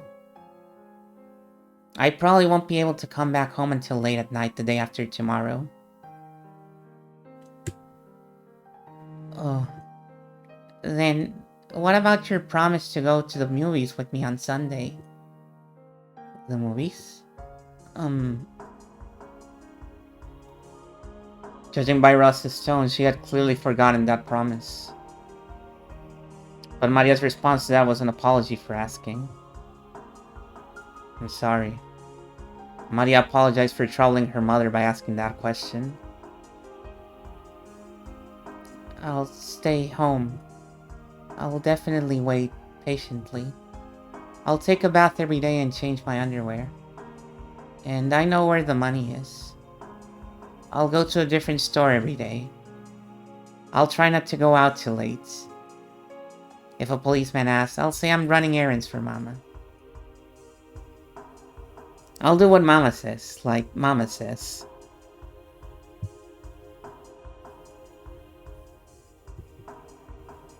That's right. You really are being a good girl. If you do that, I'll buy you a present. Okay? Go to bed by 9 o'clock. You mustn't tell the teacher or any adults that Mama isn't coming home. Okay? Yes. So, Mama, do your best at work. Do your best. Finish your work and come back as soon as you can. I won't cry all night and annoy the neighbors anymore. So, come back quickly.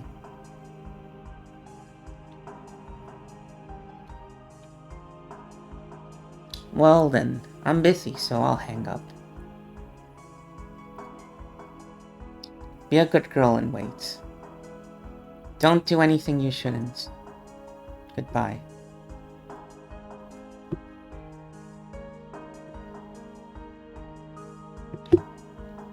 Click.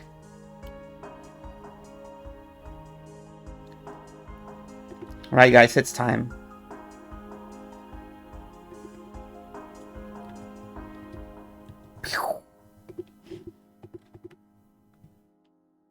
With a tone of finality in her voice, Rosa hung up the phone without waiting for Maria's answer.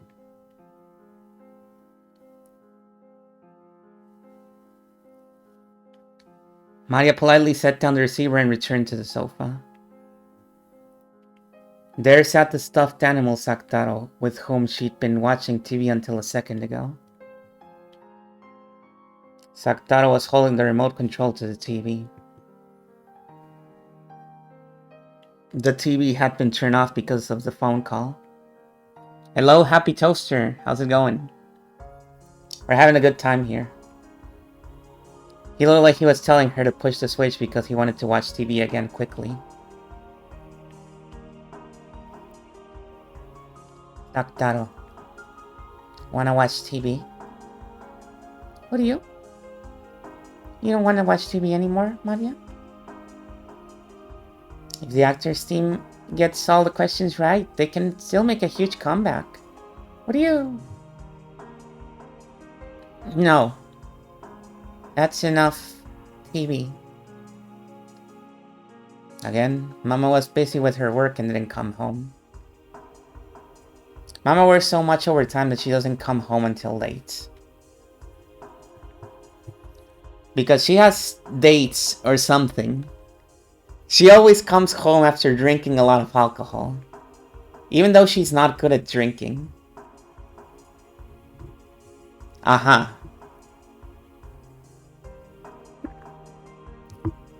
And with a pale face, she'll go straight into the shower and then to bed. And because she has overtime even on the weekends or something, she says she has to spend the night there and almost never comes home. Recently, she started saying something about how she's got a big job she's working on. So this sort of thing happens a lot. The pictures I did my best on during the drawing time were laughed at by everyone. But even so, I wanted to show them just to Mama. And once again, she won't be able to look at them for me. And I could talk about the time everyone pushed the job of cleaning up onto me. But I did my best by myself and was praised by the teacher.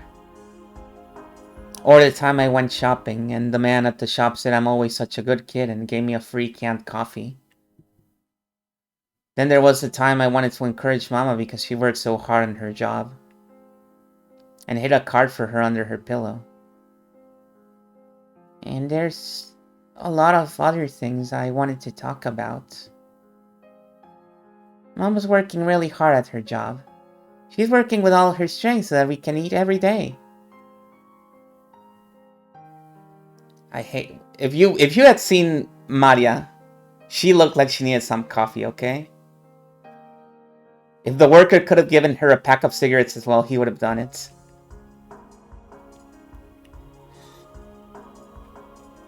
I hate her job. Only she just quit.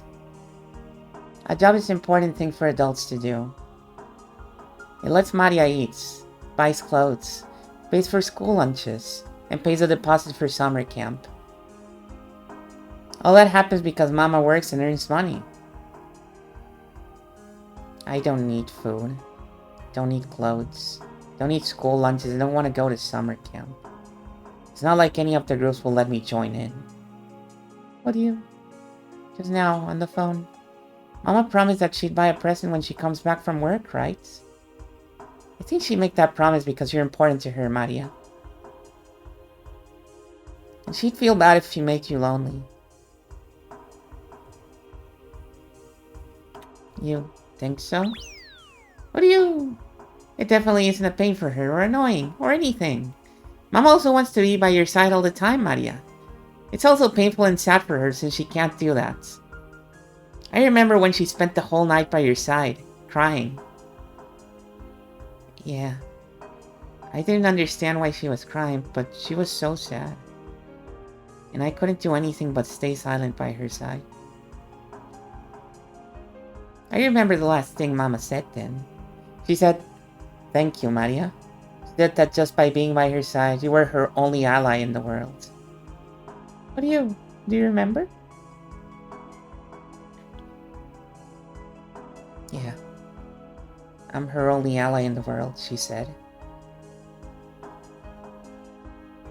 Saktaro set the remote control on the table, crawled up onto the sofa, sat on my lap, and spoke to me, gazing into my eyes.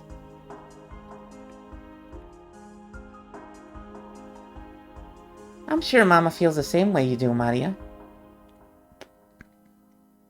The designs Mama draws are the only ones laughed at by her clients. Only Mama's company has troublesome jobs pushed onto it by other companies. Mama is the president, so she has to take care of everything by herself. Only Mama's company never gets included in the businesses of other companies. Mama's only ally is Maria.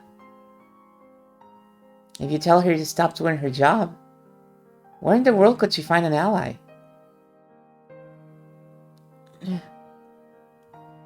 Saktaro.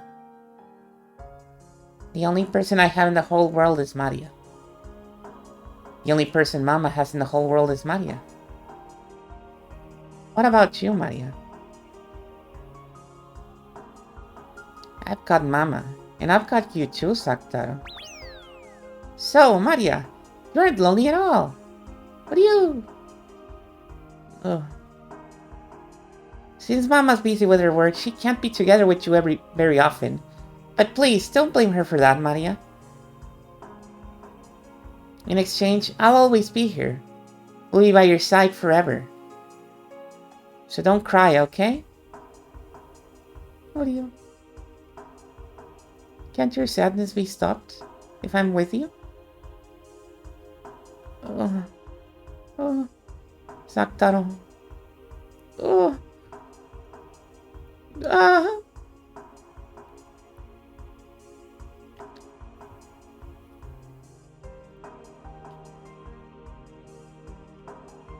From the corner of Maria's heart, which she had been doing her best to seal up, drops of sadness finally dripped down. Drip, drip. Drop, drop. Drip, drop, drip, drop. Even though weekends when Mama didn't come home weren't that rare a thing, it wasn't as though that night was particularly painful or sad compared to other nights. And yet, Maria's tears poured down. Oh, you... Maria, don't cry. I'll always be with you. Even if you cry, Maria, I won't... I'm a lion cub, so I won't cry even if I'm lonely.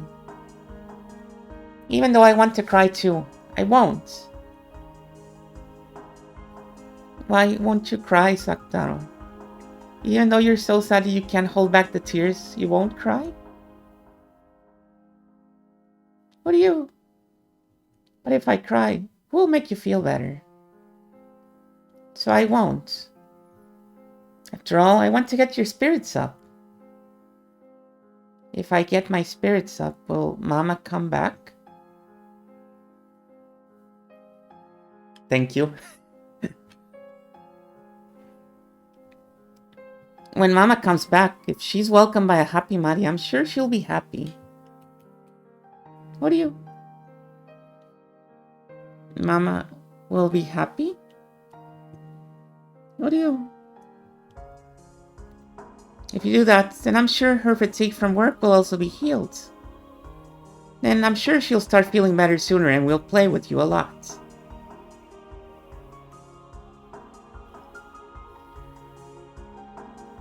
When you come home and Mama's waiting for you there, and she's in the kitchen in high spirits, don't you feel really happy? I'm sure Mama feels the same way. So if I watch over the house in high spirits, Mama will be happy too? What do you... Saktaro nodded deeply with his big head. The tears couldn't keep falling from Maria's eyes. If she greeted Mama with a tear-stained face, Mama would probably get sad too. You know about it, Maria. You can't use the magic that creates smiles if you aren't smiling too. Yeah. I know. So I won't cry anymore. Hey, Maria. I have an idea for how to have fun time. What do you... want to hear it? What? Mama won't come back until late night Sunday. So let's have a pajama party and keep it a secret from Mama. A pajama party? Until I get tired late tonight and eat candy and drink soda in bed and play with me.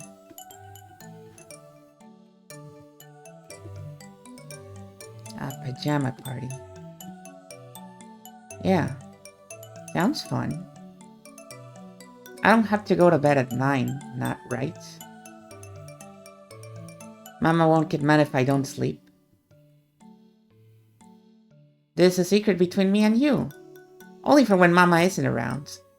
So tonight, until you get sleepy, let's have fun the whole time. Let's eat jelly beans and try to guess what color we'll get next. Let's split open peanuts and try to guess which half is the grandpa. Search for treasure in the closet. And more, and more!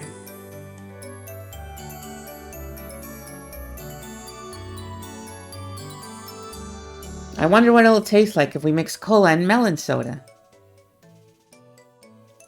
Ugh. I wanted to try it once, but asked Mama if it was okay.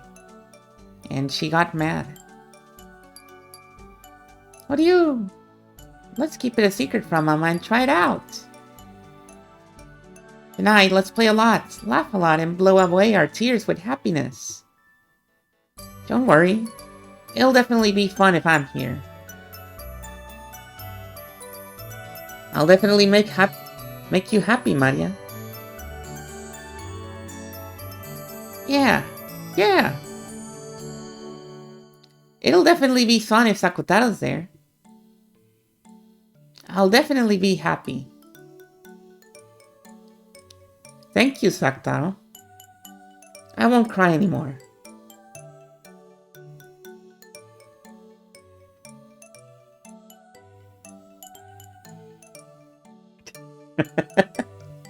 What the fuck is this? Let's play all we can, get happy all we can, and say welcome back when Mama gets home. What do you... Tonight, let's play a lot and feel a lot better.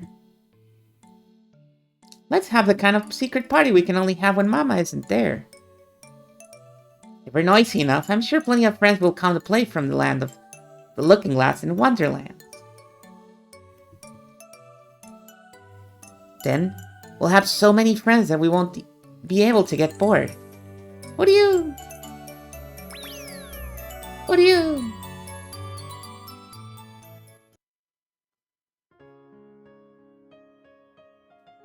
Then, Mari began her pajama party, all alone with Saktaro, having fun until late into the night. She played by sticking her hand into the bag of jelly beans without looking, trying to guess which color she'd pull out next. Saktaro had good intuition and got it right a lot. Maria also had a brilliant streak when she guessed right 4 times in a row. The game where she split peanuts open and tried to guess which was the grandpa. Was easier than guessing the color of the jelly beans, so she got it right a lot. Sucking her salt-colored fingers wasn't polite, but that was the yummiest part. Grandpa peanuts, yeah. She liked both cola and melon soda on their own. She hoped that by mixing her 2 favorite drinks, there might be a flash of light like alchemy. And a new drink that no one had ever tasted before would be created. She got excited about how, if it turned out really delicious, she'd call it Saktaro soda and sell it. But unexpectedly, it had a weird taste that she hadn't hoped for. And the color was somewhat dull and thick. Maybe I shouldn't have been surprised that black and green mixed together wouldn't make this. Too bad. I imagined that it'd become a sparkling pineapple color.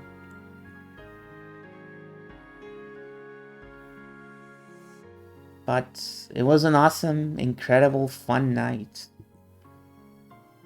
If it's this fun here, maybe Mama will feel like coming home and drop by out of the blue. So, I got the feeling that Mama might suddenly come home and went to the front door many times to check. But there was no way Mama would be able to come home when she was this busy with work. But rather than a feeling of loneliness, it felt just a little disappointing that Mama couldn't join in on this fun late-night party.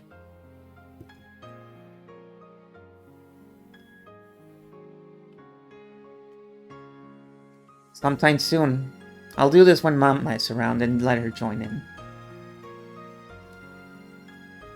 Mama likes some things I don't think are yummy. So maybe she'll really like Saktaro soda. When Mama comes back tired, I'll serve her some. And more than anything, I want to at least write about this fun night in a letter and tell Mama about it. So that these feelings of happiness will reach Mama too. Her work is always so tough and she comes home so tired. So I hope I can share this happiness with her. Mama will almost certainly come home tired late Sunday night. And I hope I can brighten her day even just a little by sharing this happiness. I gently place that letter on Mama's desk. To Mama. Good job with your work again today. Let me share my happiness with you. From Maria. Then I decided to give a present to Saktaro for proposing this wonderful party. It was a small red muffler I found when searching for treasure in the closets.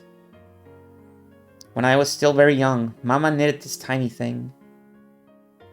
Maria was embroidered on it with knitting wool. I softly wrapped that muffler around Saktaro. It really suited him, as accenting his yellow with red very well. What do you... Does it look good on me?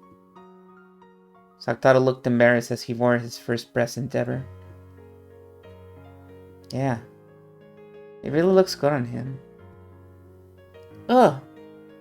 Saktaro, thank you so much for everything. It was fun tonight.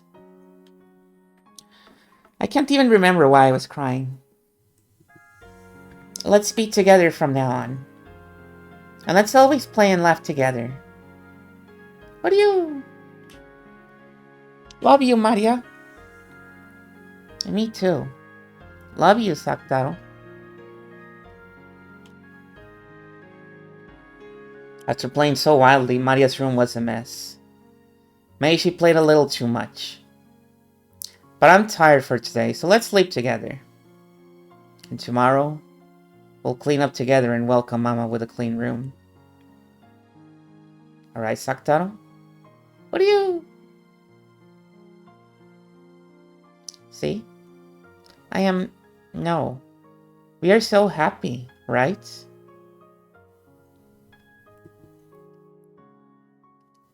Is this your happiness, Maria One-chan?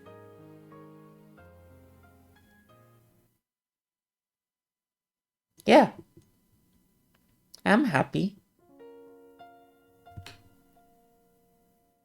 Even though you were looking forward to that movie so much, and Aunt Rosa promised that she'd definitely take you, she completely forgot.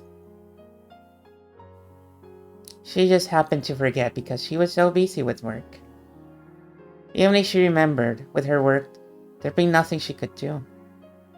Whether she remembered or not, Mama would spend that night at work. She couldn't go to the movies. Whether she remembered or not is a minor issue.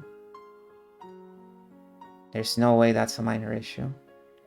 After all, when Aunt Rosa answered movie on the phone, it was obvious that she'd completely forgotten her promise.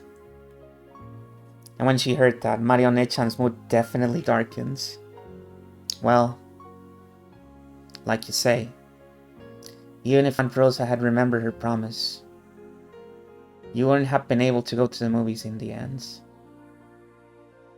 But even so, to think that your mother just forgot her promise to spend one of her few days off with you, it's sad.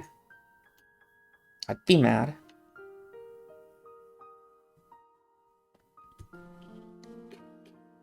I would never say, what do you...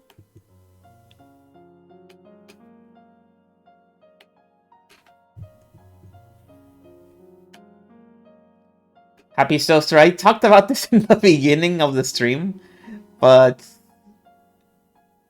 talking about plush toys in my current mental state is dangerous because I just watched a video summarizing Poppy playtime. Yeah. It was sad. Because even if she had remembered, we wouldn't have been able to go to the movies. Aww. But after that, I had a very, very fun night with Sakutaro.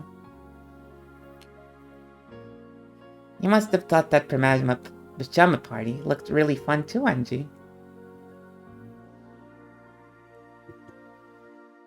There's no way that would be fun.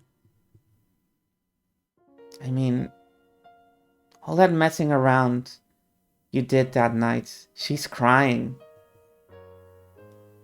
was just intentionally making a big fuss about nothing. Also, you could forget that you were lonely and that your mother wasn't coming home. That's not true.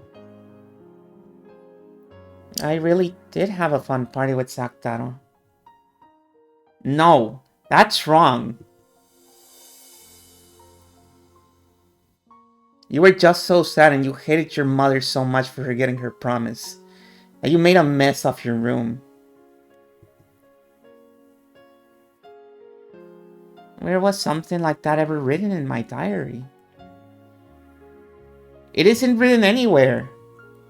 But by reading in the gaps between every line, I can understand your feelings. You didn't have a good time at all that evening. And you stayed up late when you were told not to, broke the strict rule about eating sweets outside of snack time. And when even that didn't bury your sadness, you went wild in your room and made a mess of it, right? And after you made a mess of your room and were all tired out, all you did was claw at the bedsheets and cry yourself to sleep, right? The diary does say that Mama probably forgot her promise about the movie. And that I stayed up late having a pajama party with Sakutaro. and made a mess of my room searching for treasure. Yes, and this is what it means. You were starving for Aunt Rose's love, Marionette-chan. And Aunt Rose always put her work and her public image first. Always keeping you on the back burner. That's what disgusts me. Because I know just how superficial Aunt Rose's words of love for you were. You should realize this yourself. So, how can you say you're happy despite that?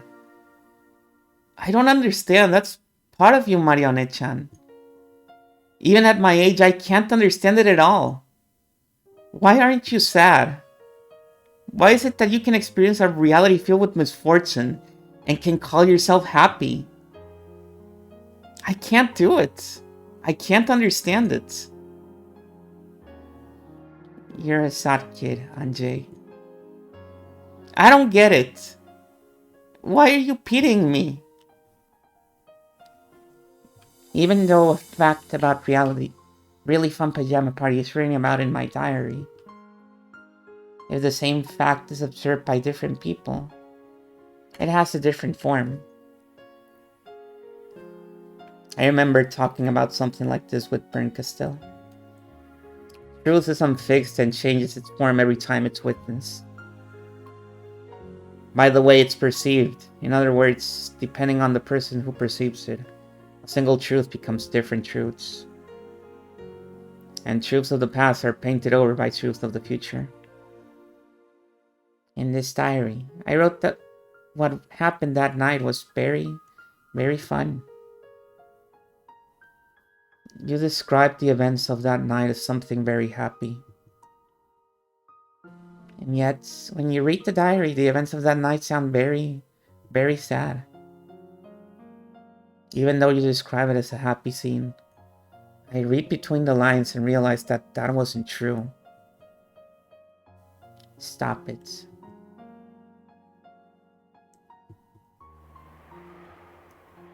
This tells of a happy night. This is the truth of that night. Please, don't take this happy truth and paint over it with a new, different truth. Are you happy with this, Marionette-chan? Yes, I'm happy. That's why I feel so sad for you, since you wouldn't be able to feel happiness in a similar situation. Right now, I'm like she was then. Just as isolated, with no friends. Anjay had accepted her isolated reality for what it was. But Maria painted over her isolated reality with a reality of happiness. Shiromiya Maria took a sad truth and changed it into happiness. That was the only, and yet very large, difference between me and Marionette-chan. And even though I'm unable to accept it, I'm also jealous of that power. Yes, that's right. This is power. I was able to find happiness with that power. Because you don't have that power, you can't find happiness, Sanjay. What is that power? I don't know what to call that power either. Not at this point in time, at least. Eventually, I was taught its true form. I'll talk about it later. On the next page. So then, late Sunday night, Mama came back with a present just like she promised.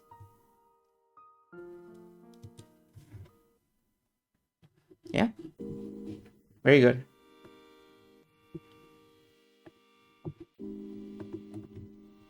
I'm back. Mama, welcome home. What are you? Mama came back. Mama came back. Went to greet Rose as she returned home all tired out.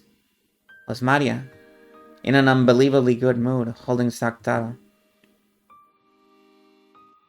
Most likely, Rosa's worn out expression was partly because she really was tired, but partly because it would be a pain when Maria, who should have been grumbling after staying home alone for several days, would cling to her, sobbing. However, when she was welcomed by an unbelievably happy Maria, and found that her fears were unbelievably needless, Rosa couldn't hide her surprise. What's going on, Maria? You're in a great mood? Is someone here? It was strange enough to make Rosa think that a friend had come over, and that she'd come home right when they were having a good time playing together. But there were no other shoes by the entrance. Even though Maria was in such high spirits, she had been home alone. At first, Rosa was suspicious that the cause of this unexpected good mood could be nothing good. But that really was a needless fear. And in any event, Maria really had been in good mood while she watched over the house. Even if Rosa's heart had been as cold and hard as a rock, after being welcomed with a smile like this, Rosa started to honestly accept that smile, and the smile rose to her own face automatically.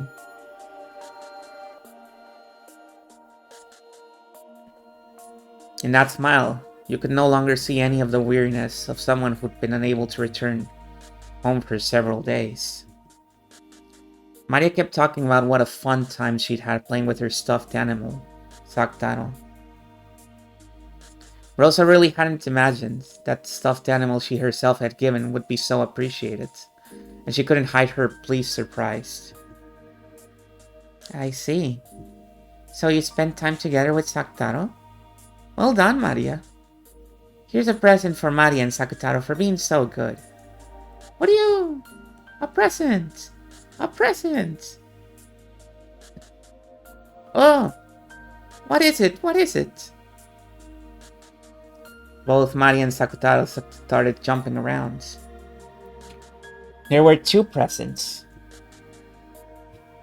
One contained an assortment of Western sweets. Inside was Scotch cake.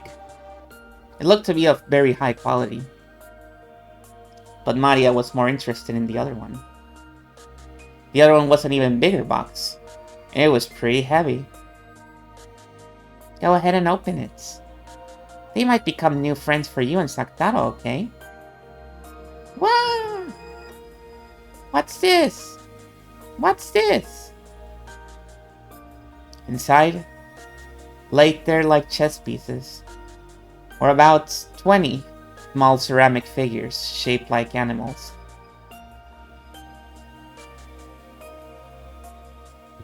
Squirrels, rabbits, small birds, dogs, and cats. And they were all holding musical instruments. In addition to them, there was also a panorama-style background. A forest scene was shown on it. The small forest animals were gathered in a plaza and looked like they were having a good time. Rosa set it up on the table. And when she then lined up the ceramic figures like chess pieces in front of it became a band of forest animals. Isn't it wonderful? I saw it in a store window and I was taken with it at a glance. This is a present for you for being such a good girl home alone, Maria. Oh! Thank you, Mama! Awesome, Sakutaro! Look how much our friends have grown. It's just like you said, Sakutaro. It was true that if we had fun and noisy time, we'd get more friends. Right? Didn't I tell you? Look, we have more friends. Look, we have more friends. What do you... Relieved that her gift had been appreciated. Rosa remembered that she'd been filled with several days of weariness. Mama, you really work hard. We'll take a shower. If you take a hot one, I'm sure your weariness will go away. Want to take a bath? I'll choose what to put in the bath today. Thank you. But it's already late, so get ready to go to bed. Mama is tired, so I'll just take a shower and go to sleep. I have to get up early tomorrow. Yeah, got it. Here, Mama, I'll take your coat off. I can do it myself. Oh, thank you. Mama, your coat is full of smells from outside. Huh? Oh, sorry, something fell out. I'll pick it up, okay? When she took Rosa's coat, a receipt or ticket stub, or something, fell out. It had been in Mama's pockets, so it was probably important. Maria hurriedly picked it up. It looked like a ticket for the green car or the Shinkansen or something. Me? Wasn't that a place famous for its hot springs? At that moment, with a razor-sharp sound, the warm atmosphere shattered.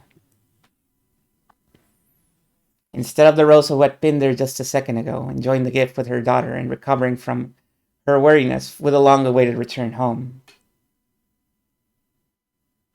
there stood a person who looked exactly the same, but who had a completely different, terrifying expression on her face. In her hand was the ticket stub that Maria had picked up. She had stolen it from Maria's hand in an instant. Just a few seconds too late. By the pain of her hand that had been hit, and her mother's expression, Maria realized that she must have done something wrong. But she didn't know what she had done and that had gotten her in trouble. It was probably because of that ticket stub-like thing. Was she not supposed to touch it? Even though she had tried so hard to welcome Mama with fun and happiness, she had touched something important to Mama without asking, and had ruined that pleasant atmosphere. So Maria apologized immediately. Sorry.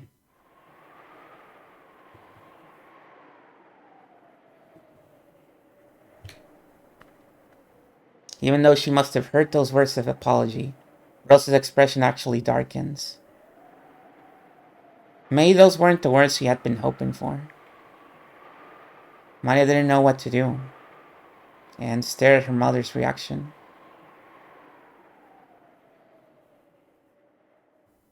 Then, even though it should have been such an important ticket stub, Rosa crushed it up and hurried off to her room.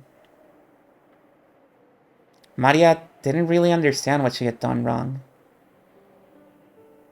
Oh, I must have done something I shouldn't have. That paper must have been something important for Mama's work. And I touched it without asking. What do you... You didn't do anything wrong, Maria. That's why tonight was so very happy. Yeah, happy. And when Mama takes a bath and clears her head, she'll go back to being the normal, nice Mama. So you mustn't worry about it. What do you... You're right. Mama's tired too. Oh, mustn't worry about it. After all, we're so happy tonight. What do you... Just stop it. I can't watch this. Anjay, I think you're looking for happiness in the wrong way. You're the one who's wrong, One-chan. How can you call this happiness? It's so pitiful that I can't watch anymore. What is? That Mama suddenly got mad? That happens sometimes when humans get tired. Condemning a person because of a momentary misplaced emotion isn't very adult of you, Anjay. I can't believe I'm hearing this from a 9-year-old. But that's not the problem. That stick stuff you picked up was clearly strange. What was? There was nothing strange about it. And it has nothing to do with the happiness of that night, right? Aunt Rosa called because she'd be staying over at her company because of work, right? Why a Tommy? Isn't that what you call a vacation? It means she left you and went on a vacation, right? And you normally don't go on a vacation by yourself. Even if that was a ticket for a Tommy. That alone doesn't make it proof that Mama lied and went on a vacation, right? She lied on the phone and then she changed her expression so drastically and grabbed it from you. What more proof do you want? It might have been from a business trip long ago, right? Or maybe she just happened to pick up some trash and put it in her pocket. It might have been a receipt from someone who worked for her. Went on a business trip. In that case, it would be important for her work. It wasn't a toy, so I can understand why Mama took it away. This evidence you're talking about is only circumstantial. Imagination and delusions. I don't know why you're interpreting it in a way that makes our relationship worse. I'm the one who doesn't understand why you're interpreting it in a way that's so convenient for Aunt Rosa. As I thought, you're a pitiable child, Anjay. Even though there's so many fragments lying about you that could make you happy, you can't find them. Instead, you only look at unhappy fragments and continue to get hurt. That's why you're scared of being hurt. And only start looking for happiness after you check to make sure there's nothing around you that could hurt you. When I talk to you, One-chan, it gets hard to tell which one of us isn't making sense. You know what? There are lots of happy and unhappy fragments, and they fill the world up. So people who can't find happiness right beside them won't be able to find it no matter how hard they look. A despair mode now? I gotcha.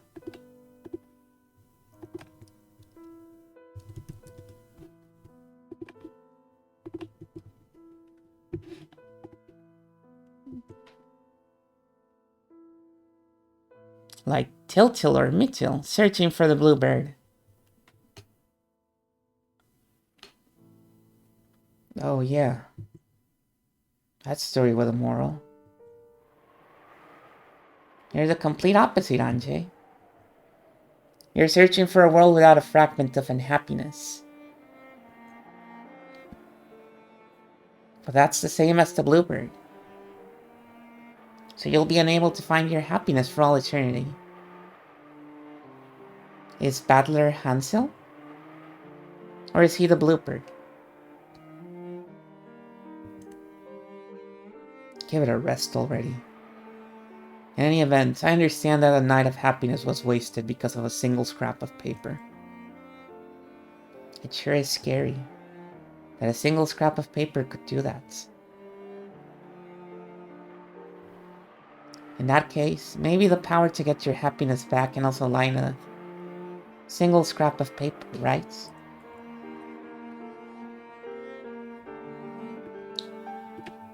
I wonder. I was gonna say yes, a check for $1 million. Oh wait. I forgot. Anjay is rich and she's still miserable, so never mind. That's not gonna work for her.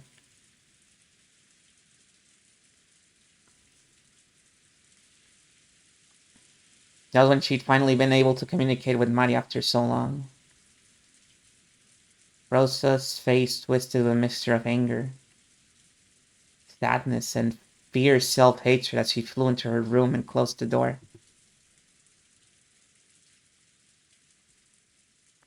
Maria's sorry had sliced into her chest sharper than a knife.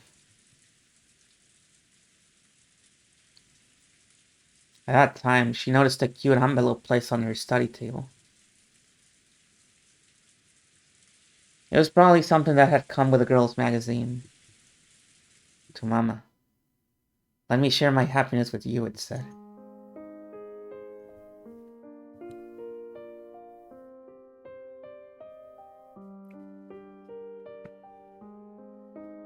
It's wingless. She took it, and after hesitating, opened it and read what was inside.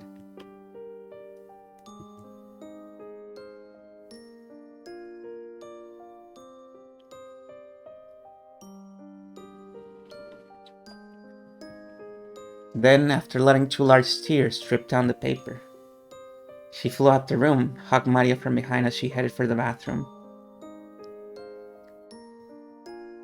buried her face into her daughter's back, and cried.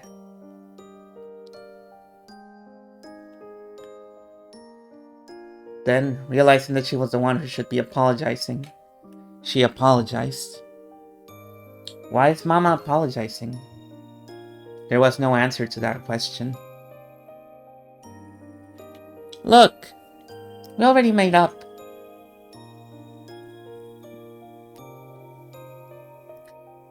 Something like that was absolutely nothing to worry about because of the friendship Mama and I share.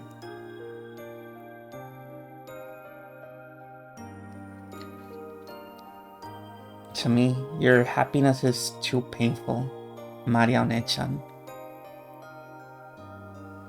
I understand how you feel, more or less. Before I realized I had that power, even I was a pitiful child who could only find fragments filled with misfortune. Just like you are now. What is that power? This power that I don't have, but you do. Are you saying that I'm unfortunate and you are blessed because I don't have that? What is this thing you can't describe except with an abstract word like power? Yeah. You do want to know that, Anjay. That's what you've been reading my story so far. Of course, I'll teach you. I'll show you the secret to that power. And it's something I taught you about long ago, when you were little, right? Did you forget? It's okay, I remember. Now I know. She will teach you. She? Who's that? I shall teach you in Maria's place. Beatrice? The power Maria has, but you do not. Yeah. The power I have, but Anjay doesn't. It's magic! Maria and Beato said it together.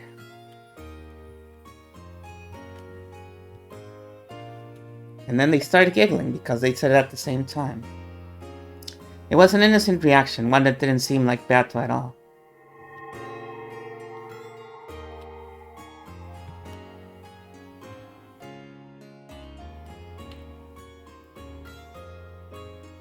Black tea was arranged on a table in a peaceful garden. And Beato, Maria, and Sakutaro, who was sitting on Maria's lap, were having fun chatting.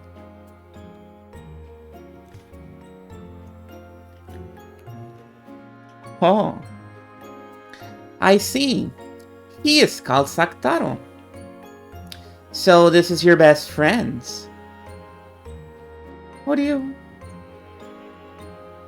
Nice to meet you. I'm Sakutaro. Oh, Sakutaro's shy, so he's nervous. It's okay, Beatrice is also a great friend of mine. What do you... Are you Maria's friends? My friends? Yeah. What do you... Then... Am I Beatrice's friend too? Yeah. What are you?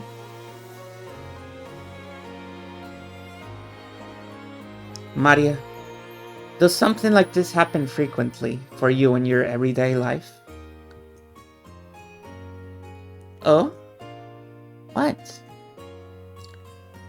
Is breathing a spirit of magic into inorganic matter and giving it life like this commonplace in your everyday life? Oh. Saktaro is inorganic matter. He's a lion cub. What are you? A stuffed animal makes for an excellent vessel. It is not uncommon for spirits to be made to reside in them, when they are spoken to by innocent children with no toxin. According to Beatrice, every time a child plays with dolls, the doll actually gain a will and converse with them, sometimes even moving by their own will. However, because of their innocence, the power imbued into such a vessel is very weak. If they get struck with even a tiny bit of the toxin from a human's common sense, which says that there's no way a doll can talk or move, they instantly revert to being non-speaking dolls. However, this Sakutaro stuffed animal of yours is different. Oh? Sakutaro is a stuffed animal, but he isn't one. What are you? I'm a lion cub. What are you?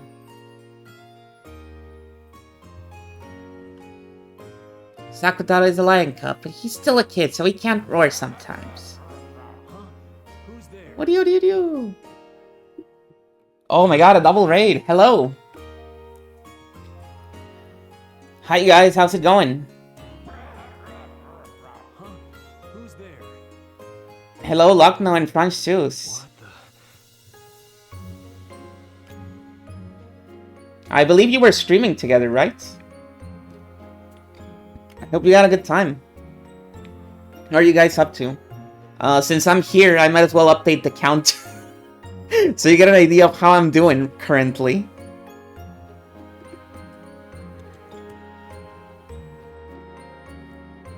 I'm taking a lot of L's right now with the text.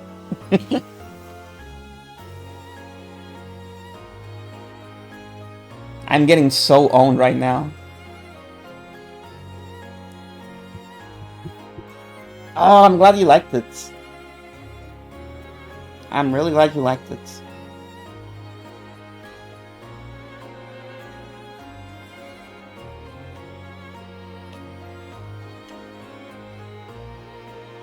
But yeah, we're currently reading through episode 4 of Umineko, which has been, well, it has been a fucking experience, is all I'll say. I was ready for this one because I've already read this, and I knew episode 4 was gonna be the hard one, and it's been, oof. I'm getting through it, I guess.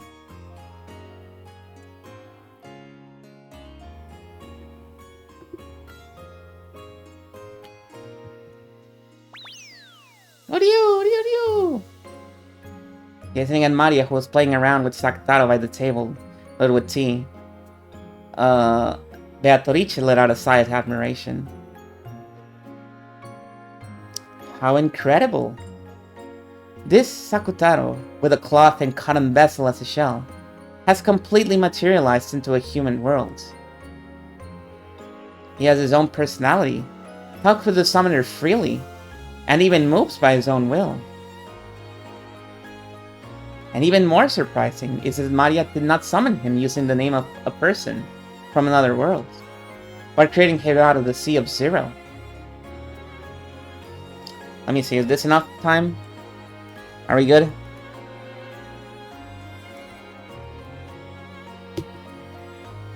Yes, okay, nice. After that, Maria boasted to Beato that Sakutaro wasn't her only friend, and that she had many more of them back at home. It seemed there were other similar stuffed animals and dolls who could talk and move of their own will, like Sakutaro. It was something natural for Maria. It was natural for stuffed animals to talk, move, and become her friends of their own will. When she saw that Maria accepted this as something natural, as a witch, Beatrice felt a respect bordering on awe. Maria. Without a doubt, that power of yours is magic. It's magic? I'm still a witch apprentice, so I can't use magic yet, right? No, it is magic. Because you cannot use it consciously, you are still an apprentice. But even so, what magical power it is! The materialization of your friend Sakutaro is excellent proof of that. Materialization? Indeed. In your case, it may even be fitting to call it creation. A piece of inorganic matter that would have no soul at all, in another's hands can have a soul sent into it through your magic. Furthermore, that strong magical power lies in the human world. In this era so filled with the toxin that denies magic, summoning a magical power that can materialize a single life form is not easy, even for me. It isn't hard to give birth to any number of soulless beings. However, giving birth to a being with a soul is very difficult. This is what Beato asserted. I don't really understand what you're saying, Beato. You're saying Sakutaro is amazing? Both you and Sakutaro are incredible. You should be proud. I see. That which Keen so desired above all else seems to dwell most strongly within you. I don't have a clue why Beato is praising Maya so much. Right, Sakutaro? What do you... What should be truly admired is not only that a soul has been made to reside in a stuffed animal. Even more significant is the fact that you have changed your own worldview. When it comes to giving birth to something from nothing, you stand out from the crowd. It is easy to make 100 from one. However, giving birth to one from 0 is not. When you do become a full witch, beyond just becoming a match for me, you might grow into a great witch that even I must acknowledge as superior. A witch of origins, perhaps? I'm really looking forward to your furniture. Oh, your future, and I guess also your furniture. Oh! Beato said I have a talent as a witch. Isn't that great, Maria? What do you... Beato, thank you for praising Maria. No need to thank me, Sakutaro. That red muffler truly suits you. And I am envious of the talent of your master, who was able to give birth to a friend like you. What do you... Thanks for complimenting my muffler. This is a present I got from Maria. It's my favorite. And its size is truly like a muffler that was created just for you. I see. I must also give my new friend some kind of present. Oh? Beato is giving Sakutaro a present? Of course. A gift from a witch must be something with magical power. In that case, so that he can be your friend for all time, and so that you can have even more fun playing with him, I shall give Sakutaro my magic power. With that, you should be able to materialize even more strongly. Oh? I'll be able to have much more fun playing with Sakutaro? How's that? What do you... What could it be, Maria? Is it something scary? Don't worry. Beato won't do anything scary. Right, Beatorito? Indeed. I believe you will like it. So, to make him materialize even more strongly, a stronger image will be necessary. Well, what to do?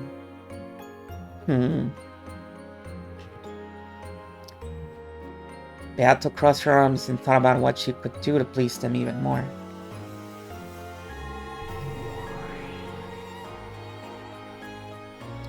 Then, right there, was the form of yet another witch. It was Beato's teacher, Virgilia. Virgilia truly was a great witch. Since Maria already thought of Beato as a great witch, this person Beato called a great witch must have been a great witch.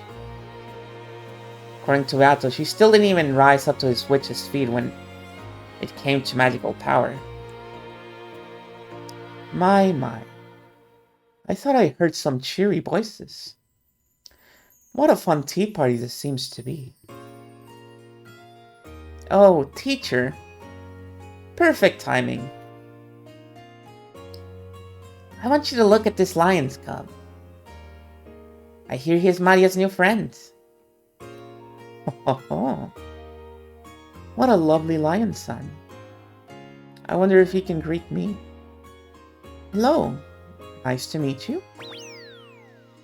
Uryu! I'm Saktaro.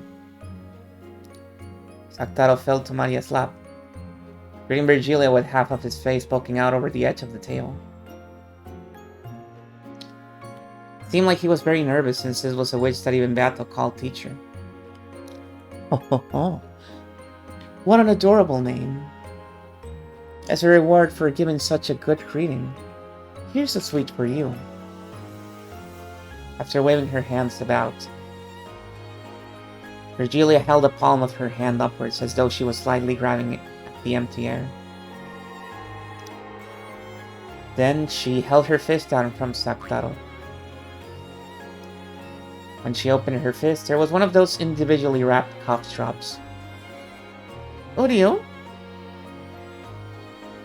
Maria! It's candy! Awesome! Oh! Isn't it great, Saktaro? Make sure to thank her. Uryu! Thank you very much for the candy. Even though Virgilia was a great witch, she still treated a stuffed animal like Saktaro to an elegant greeting. Still, teacher, cough drops?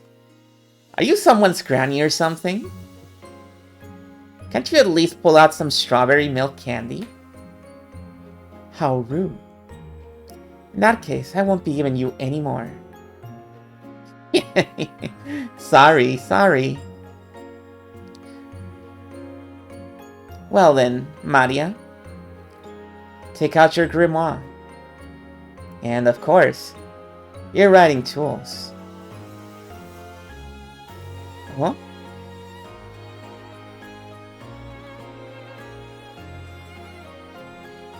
Yeah, I'll take it out. What should I write? Oh, what are you starting? I will use a magic learned from you, teacher. Magic to make a resident of another world materialize into a vessel. I think that by applying that, we may be able to further strengthen the power that makes this friend of Maria's materialize.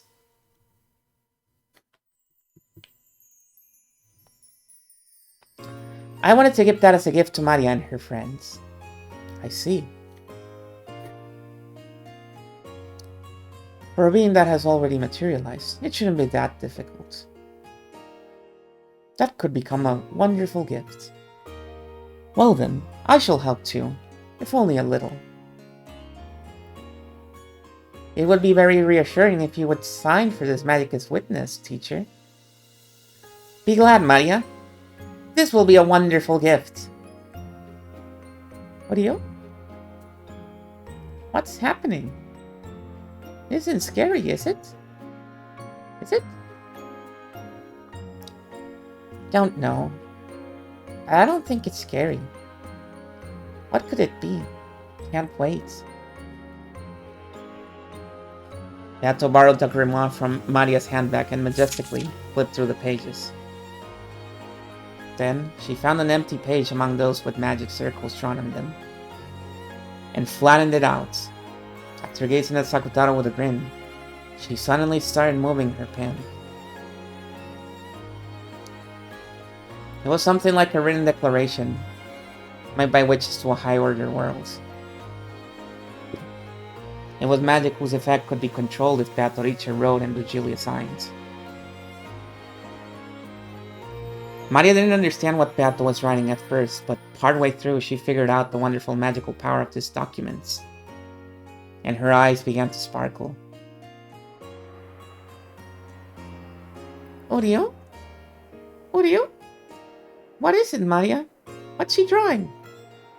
Urio?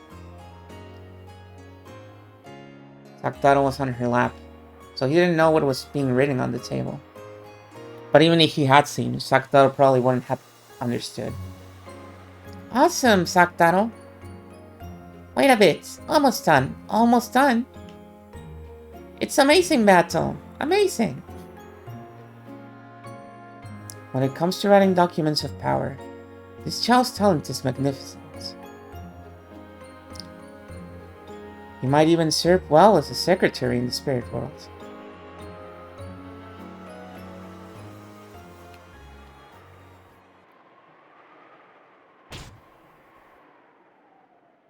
How's this? Not so bad, right? After finishing her writing with an intense amount of concentration, Beato looked over the document again from a distance. It seemed she was fairly satisfied with her work. Maria, who was also peeking in at it, let out a cry of wonder. Awesome, Beato! Cute! Oh! By the name of the Golden Witch, Beatrice, I now acknowledge Sakutaro, Maria's child. Teacher, you would sign as a witness? Yes, yes. By my name, I witness and acknowledge this oath. It is done. Virgilia signed, completing the written declaration. It was a document with the power to proclaim to the beings of a higher world that Sakutaro had most certainly materialized in the human world. Sakutaro, who had been born from Maria, was nominated by the two witches, Beatrice and Virgilia.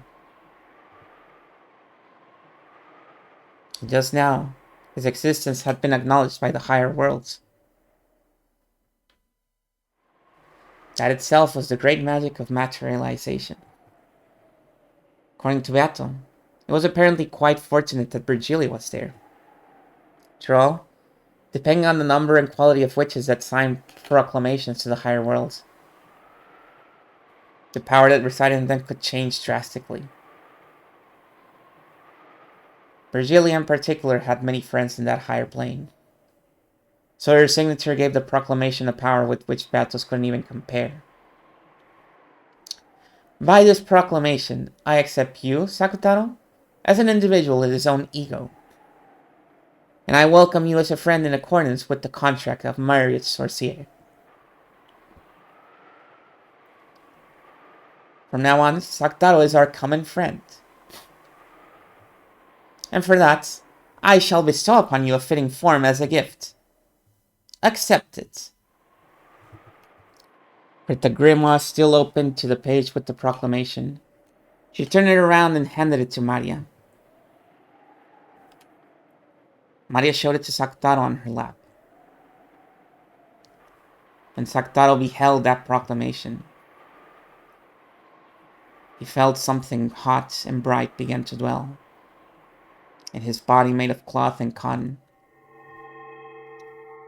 Even as he looked around, nervous at this sensation he'd never felt before. That power strengthened. And eventually, a bright light completely swallowed him up.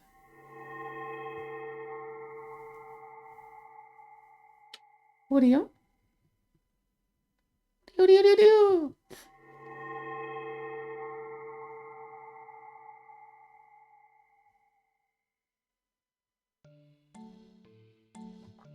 Then, when that light disappeared, there, Maria's friend Sakutaro held a new form and existed. What the?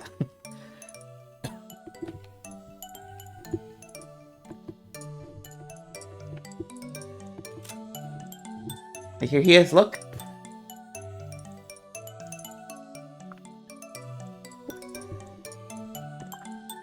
Nerd. Everybody's being mean to him. The beloved furniture of Lady Maria. A witch of Maria's sorcier.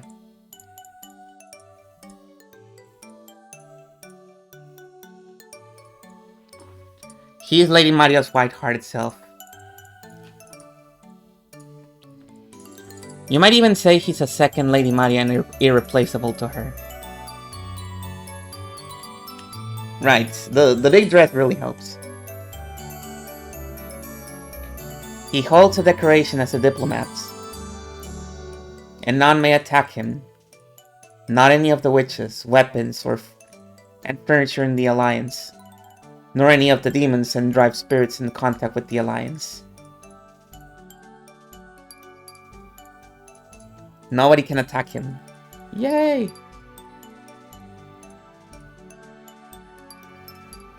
Also, remember the title of this episode? Alliance of the Golden Witch.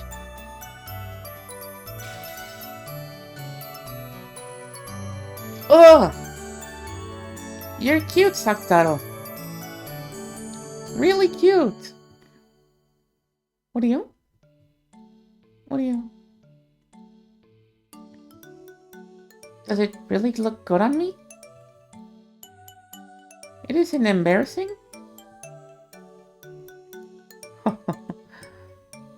It is a very lovely form, Sakutaro-chan. I figured the muffler was his charm point. And the ears. Animal ears sure are nice. Truly cute. Let me nibble them later. Thank you, Vatorice. Thank you very much for the wonderful presents. There is no need for thanks. This is out of respect for your wonderful magic and your friends.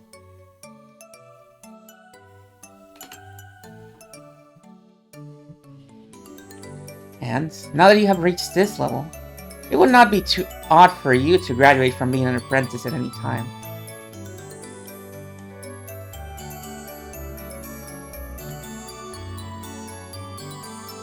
From now on, I shall instruct you on even more new and fun magic. From this point forward, you may call yourself Maria, an apprentice witch of origins. A witch of origins? Indeed. It is the title of a witch who seeks to become a creator. Right now, you're just an enchanter, a magician specialized in forms of magical enhancements, who has only enough strength to breathe magical power into the small objects around him. But, after 1,000 years of training, you could conceivably use the magical compendium that resides inside your heart to create a galaxy.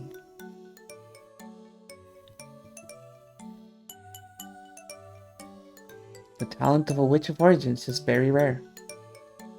Even though everyone has it when they are young, no one can continue to hold on to it. This title is also proof that you have not lost your untainted heart. Oh! A witch of origins! Awesome! I'll become one. I'm Maria, an apprentice witch of origins. Maria, that's so incredible. Witch of origins. Incredible. Amazing. What do you...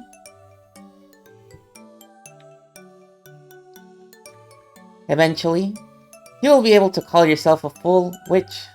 Lady Maria, Witch of Origins. It may be a good time now to give not only Saktaro, but you as well, an appearance fitting for your rank. Here, I shall give you a proper outfit for one who, while still an apprentice, is worthy of using the title of a witch.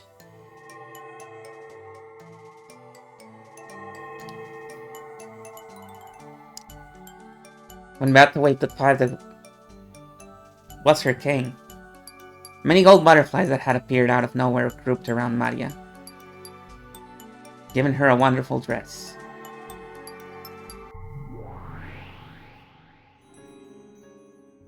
It certainly was fitting for the girl who would eventually take the name of the Witch of Origins, combining both cuteness and dignity. Amazing! Awesome, awesome, awesome, awesome! Cute, cute! I want to show these clothes to Mama too. Can I? The full dress of a witch must not be shown indiscriminately. Its value increases if you're stingy with it.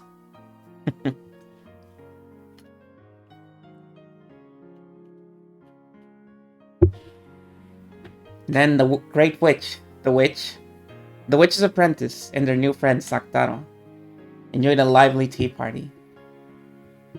She's here. The Witch of Origins who will live for 1,000 years in the future.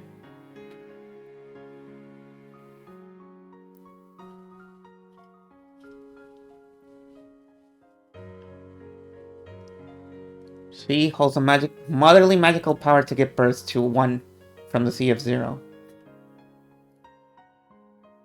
At a glance, this magical power is frail, but no matter how many times you multiply zero, you never end up with anything more than zero.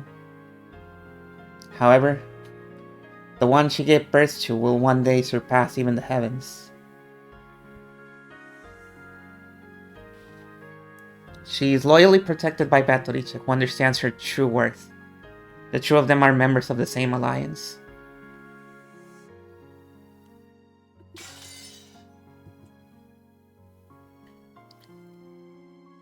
See?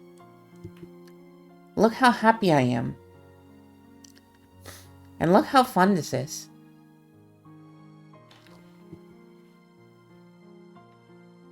Please, don't be afraid of being happy. Becoming happy isn't the same thing as accepting your current misfortune. It means creating a new happiness out of your current misfortune. That is the magic of Origins. I didn't want to acknowledge my current world. I couldn't bear to accept such an isolated and painful world.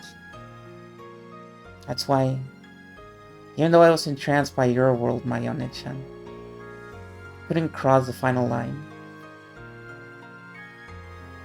I'll teach you about my magic of origins. No, I taught you before, right? And you used it before. Did you forget?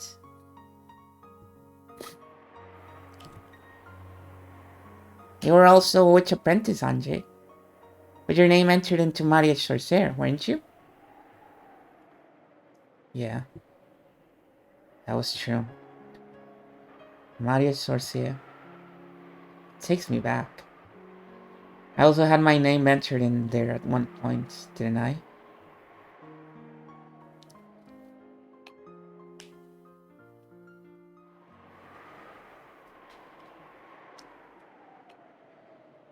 Oh. Okay. I'm gonna take a quick break right now to go to the bathroom. But I will return. Or, I could just leave you here. But no, I will return.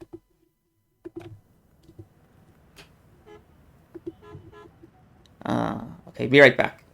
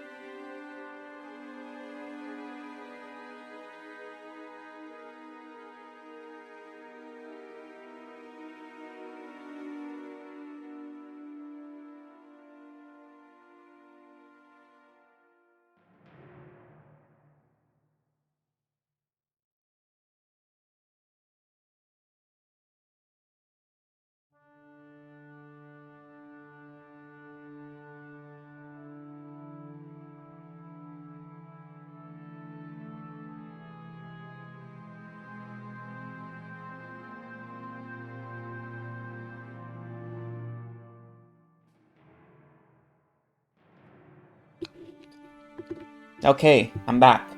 We're back. We're in the future, so it is once again dock time.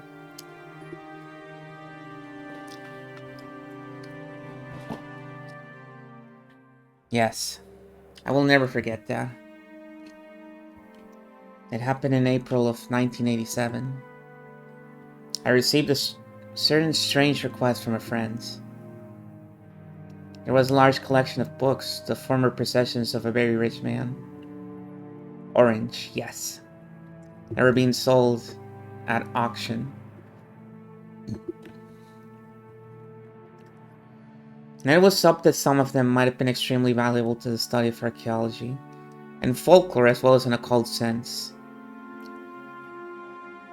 So this friend wanted to witness their worth confidentially. That was 87. Half a year after the crime on Rokkenjima. Correct. It was explained that those books had escaped the disaster at Rokkenjima. The owner of the island, Miss Ushiromiya Eva, had put them up for auction. It was apparently a high-class restaurant. A middle-aged man was sitting across from Anjay, in a secluded and quiet seat. Amaksa could be seen by the entrance. He was probably keeping a lookout for pursuers from the Sumadera family. The scholarly man across from Anjay spoke politely, but with enthusiasm. Oh, I want to check something out. Do you guys remember the new sprites? The pachinko sprites? Check this out.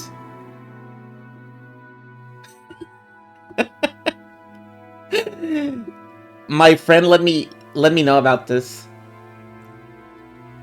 There's some characters in the future segments that don't have an updated sprite.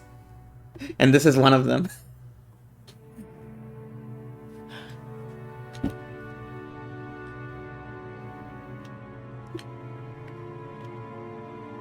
As soon as I saw it, I was like, oh, this is one of the guys that doesn't have a new sprite. So you see the other sprites, and then there's this fucking guy. The scholarly man across from Anjay spoke politely, but with enthusiasm. He didn't lay a finger on the food in front of him, so you could tell how excited he was as he spoke fervently. It's the little guy. He was a professor at a certain college, and particularly well known as an authority on Western folklore. However, among his life works, that was only a convenient exterior. His true life work was the study of occultism, Western magic, alchemy, and everything else to do with the occult, as well as demonology.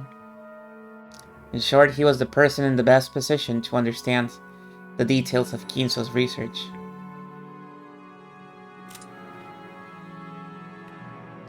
Professor Otsuki.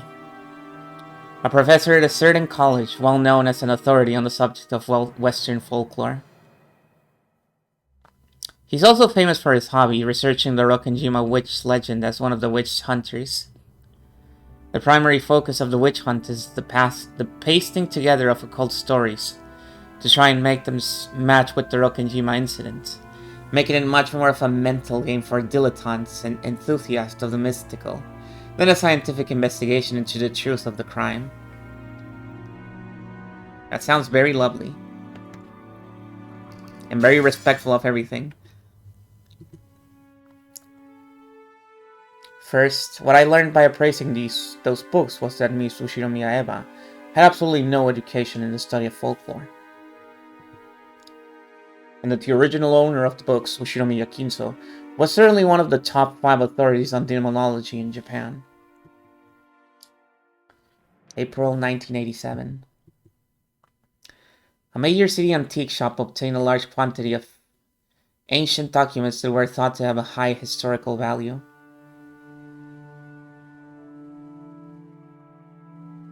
Who knows?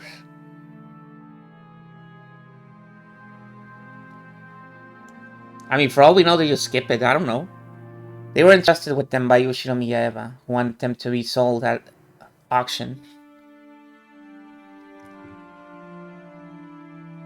At the time, It was thought that Eva would succeed the Yoshimiya family and have all the wealth to herself, as the only survivor. However, at that point, not even half a year had passed since the accident, and the others had not been missing long enough to be presumed dead, even under extraordinary circumstances. Because of that, Eva had supposedly been in a very tight spot financially, unable even to collect on her family's life insurance. It seems she tried to sell everything of value, and even the books kept in the place where she'd escaped harm in Kuwadorian are used for this purpose. Though these old books, which would eventually be called the Ushinomiya Library, were later gathered from antique shops by authorities in the field so that they could be appraised. Those authorities were astounded. At least speaking from the perspective of occultism, the impact of that discovery on the world was comparable to the discovery of the Dead Sea Scrolls. This is because contained within the Ushinomiya Library were many extremely vital documents that had never been found, though their existence had been known of for more than a millennium. The many dreams of the occult, such as those represented by alchemy, always stirred an intense fascination in dilettantes. What is a dilettante? It is whispered that many magic books of great historical value currently unknown to the public might be in the secret possession of extremely wealthy lovers of the occult.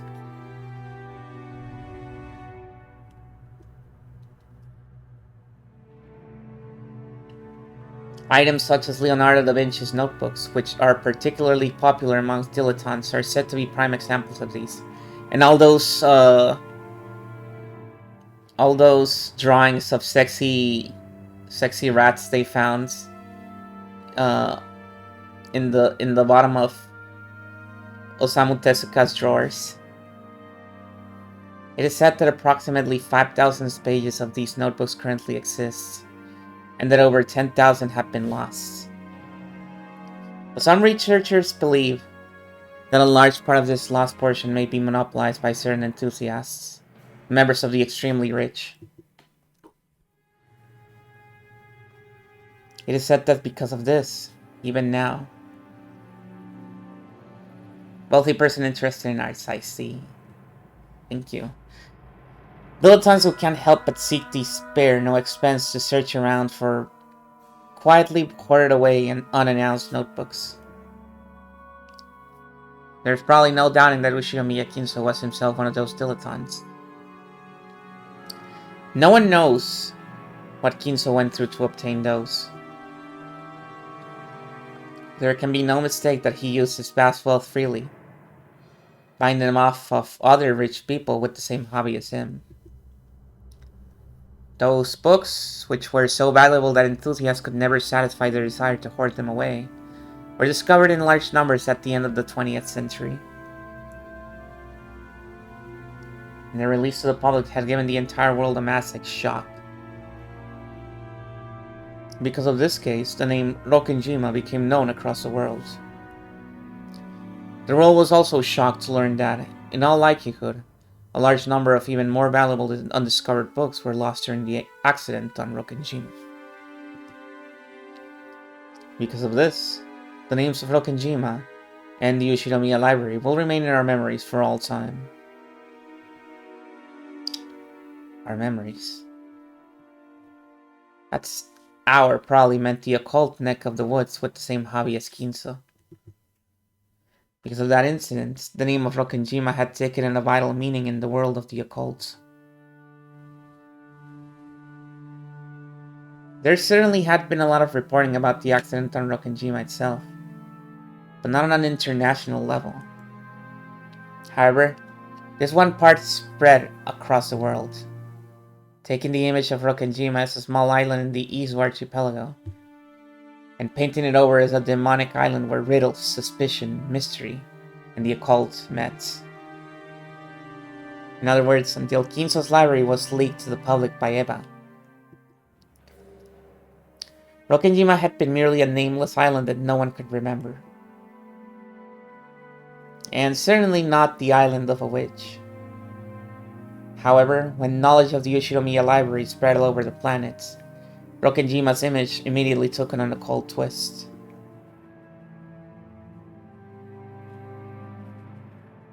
What happened next was the discovery of that message bottle. That's what turned that island into a witch's island. A nameless island in the Izu archipelago began to transition into an island of the occult, the island of the mysterious witch Beatrice. You might say that, lacking either the Ushinomiya library or the message bottle, the Rokenjima witch legend would never have been established. The message bottle. Yes, a form of communication to an unspecified target by throwing an empty bottle with a letter sealed inside it into the sea. It was once a famous way of sending an SOS from a deserted island, but because of the influence of a certain prominent foreign detective novel. And then there were none. I'm pretty sure it's that one.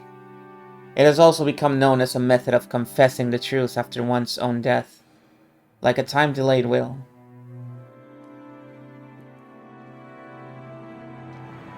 The case of Rokenjima message bottle was certainly one of the latter.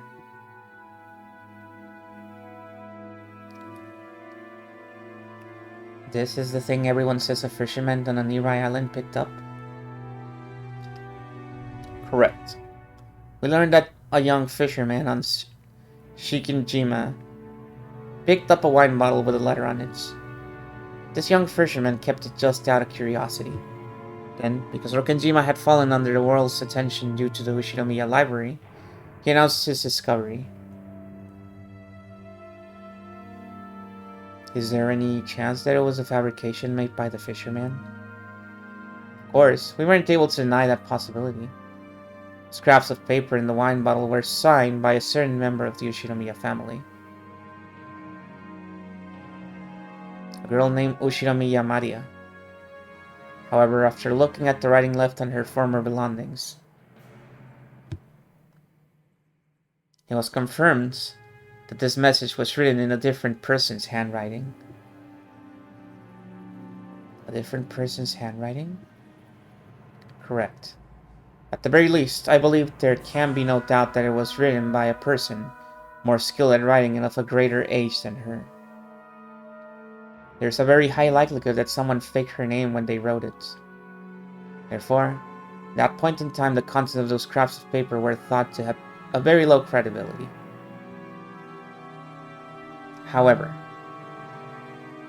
later on, it was confirmed that a similar message bottle had been recovered from a nearby ocean on the day of the accident by the police in their search for lost articles.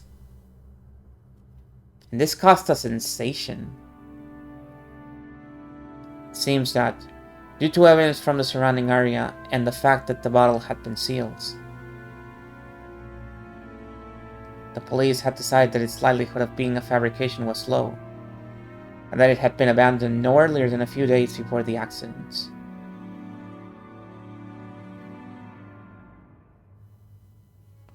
Yeah, right? It is fucked up.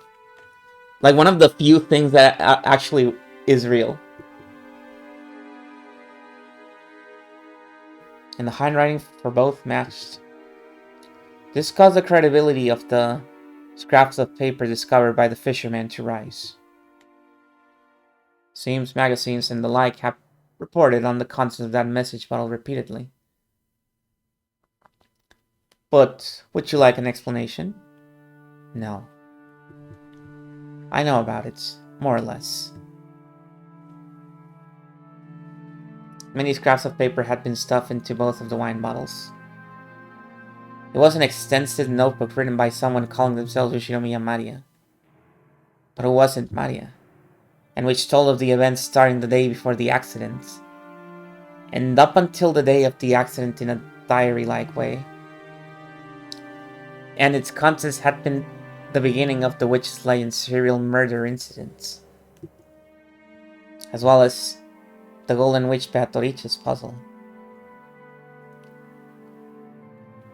This bizarre, diary-style notebook described how the Ushinomiya family members, nailed down on the island by the typhoon, were caught up in a ceremony for the resurrection of a witch, killed one by one in inexplicable ways. And in the end, the Golden Witch Beatrice revived, and everything was flung into the Golden Lands. It was written almost as though it was a complete account of the events on those days. Also, it depicted the current situation on the island at the time in great detail.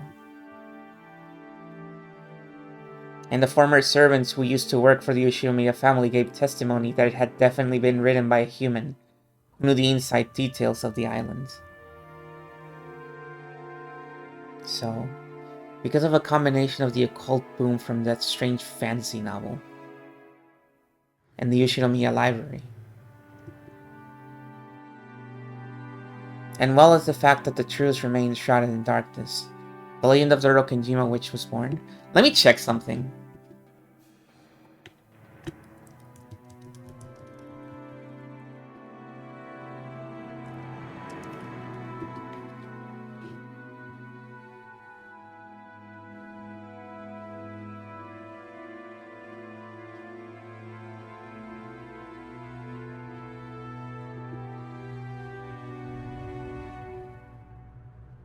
Okay, I wanted to see when And Then There Were None was created. It's super old. It's 1939.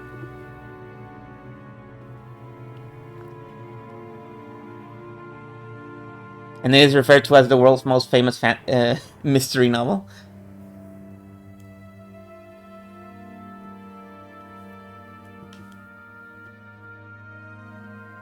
Correct. More than 10 years have already passed since that case, and it is still the focus of interest for occult enthusiasts across the world. No, to the contrary. You could say that it has become increasingly deified as time passes. There are still many enthusiasts who try to secretly land on Rokkenjima, even though it's prohibited. Could there be another message bottle that has still not been discovered? And on that day, what really happened on that island? There is still much to be discussed. As though he had finally remembered that he'd been going on and on for some time, the man took a gulp of water. His potage was getting cold, but it seemed that the man's hunger had already been blown away. I'm pretty sure I heard that the fisherman's scraps of paper and the police's scraps of paper had completely different contents. Correct. Due to that, interest in the Rokkenjima mystery increased even further. Inside both bottles were diary-style notebooks in which was written an account from the day before the accident until the day of the accident. However, while both of their contents described the same 2-day period, they were completely different. It was as though one was the truth and one was a lie. Or perhaps both were lies. In any event, the beginnings and endings alone matched each other. In the beginning, the 18 people, including the relatives, are sealed up on the island by the typhoon. And in the ending, everyone dies. The Golden Witch is revived, and everything is flung into the Golden Lands. The contents of both message bottles wrote about the events of the day before the accident and the day of the accident. But the details were completely different. Both diaries outline a serial murder following the epitaph of the witch. But the order of the sacrifices, the ways they died, and even the tale of the 2 days were different. However, in both, everyone died in the end and the witch revived, making for the same general plot. Because the only survivor, Miss Ushinomiya Eva, has remained silent about what actually happened on that island. The events of that entire 2-day period are shrouded in darkness. These 2 diaries presented a full 2 theories to wipe away that darkness.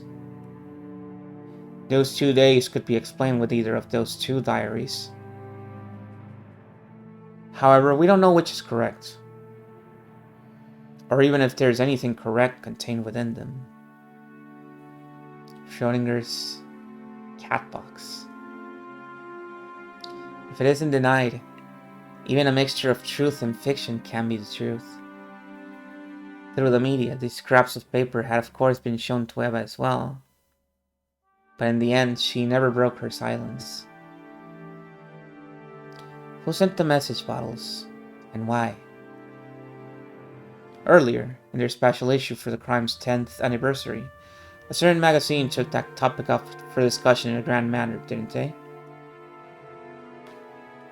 That theory seems to be the one garnering the most support lately. But it is rather dull.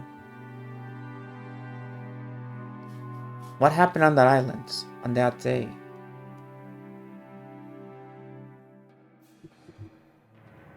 Considering this question is the true charm of the witch hunts. The witch hunts? Yes, the Rokenjima witch hunt is the name of a group of enthusiasts who try to explain the truth of that crime from an occult perspective.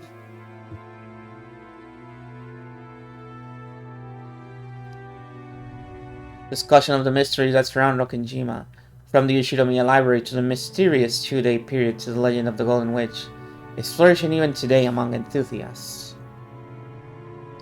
For the 10-year anniversary, an international convention was held in New York. I also participated as a representative of Japan. I was able to intermingle with zealous overseas witch hunters in many ways. Oh yeah? You're implying some things with the way you phrase that. Witches are very popular. I mean, good for you. Witches are a very popular category overseas. The age span of the participants stretched from elementary schoolers at the bottom, all the way to famous cultural figures at the top. Even in Japan, in recent years, there was finally...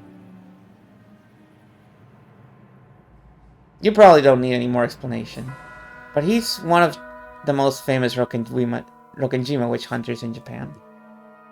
Even though I didn't ask anything more, he kept continuing on excited all by himself. As I swirled the thin film on my potage with my spoon, I shrugged my shoulders and sighed. Looks like research about the message bottle really was a waste of time. No. There's one thing I've found. It's that the notebook supposedly written by Maria Onechan was actually written by a different person faking her name. And that person wrote up an occult legend on their own, put it into the bottle as though it was the truth, and threw it into the sea. I have a question. Why would they go to all the trouble of writing so much in order to prepare a suspicious letter like that? With a message bottle, there'd be no guarantee that it even ever passed into anyone's hands. If their luck had been bad, it could have sunk in the ocean, never to be seen by anyone. And even if someone had picked it up, they might have not cared about it and thrown it away. Why would they entrust their confession of the truth to the sea with such an uncertain method? And why would they write up multiple differing tales? If there'd been one message bottle, claiming that its story was the truth might be reckless, but not impossible. However, because there were two, that made both of them doubtful. If someone was planning to make out those 2 days to be the work of a witch, then they really did go one step too far. And because there were two, it suggests that an undiscovered third one, or possibly even more, might exist. In other words, the two different contents makes both of them harder and harder to swallow. But despite that, the contents of both matched in that they told of a witch in a fairy tale. I just added the fairy in that sentence, whoops. So is that the main point the writer wanted to get across to us? It seems to me that the only possible explanation is that someone who wanted to give rise to an illusion of a witch carried out this crime for their own enjoyment. However, the 17 people other than Anteva lost their lives, and a vast wealth or maybe even 10 tons of gold had moved around secretly in the darkness. It doesn't feel right for a confession occurring after all that to bring up this illusion of the witch. Even if we ignore the magazine's theories, it's very doubtful that the message bottle really was a diary. After all, the amount of writing was massive. It's hard to imagine that someone actually caught up in the middle of a serial murder like that would be able to calmly write it down. In that case, it's probably more realistic that this diary was written slowly over a long period of time, up until a day prior to the accidents.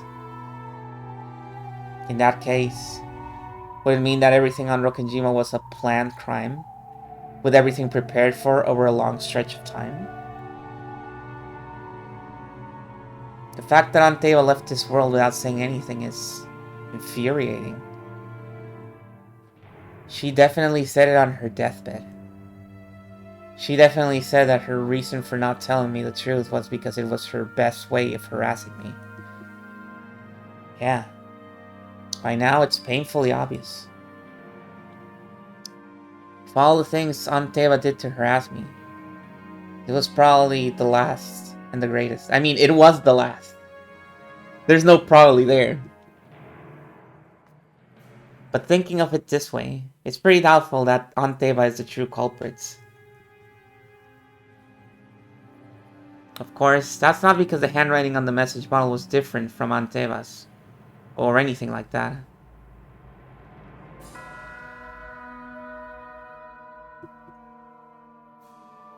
It's because in both tales that were discovered, Anteva was included among the victims.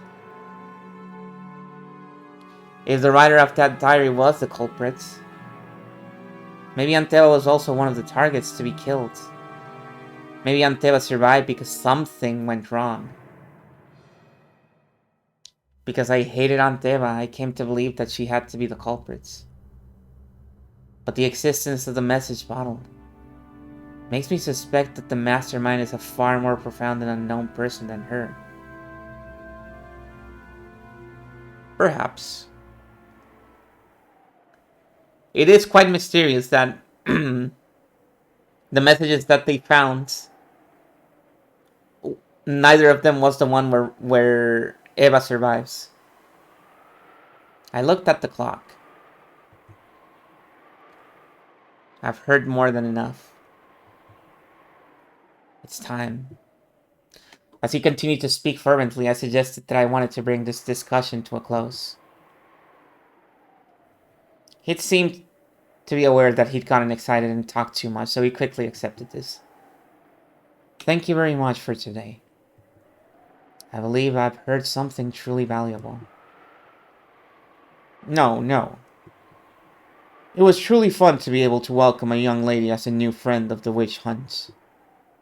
I have many precious materials that I couldn't show you because of this change to a different venue from the usual.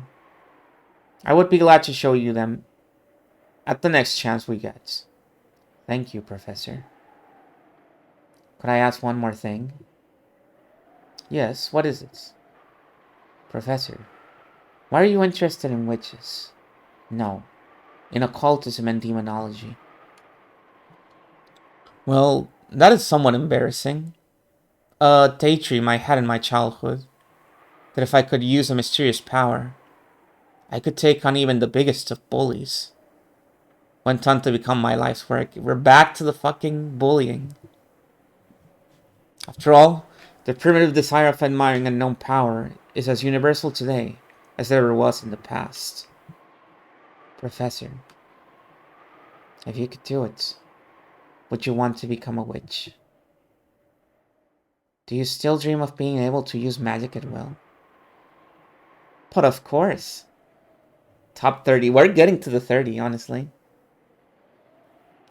Even though at this age I understand logically that such a thing couldn't exist. I cannot forget my childlike dreams, such as flying in the sky and turning scrap iron into gold. If you would, please keep this a secret from my students. If I told you that I was a real witch, would you believe it? My pet theory from my few experiences with women is that they're all witches. As far as I'm concerned, all women are witches.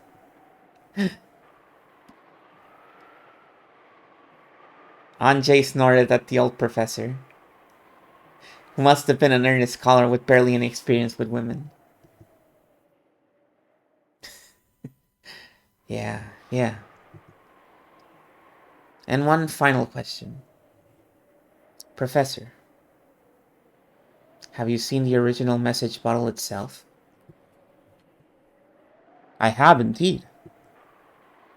In that case, do you know that handwriting well? Of course. I am not a specialist in that area, but at least when it comes to the handwriting of the message bottle, I am proud to be the most knowledgeable in Japan.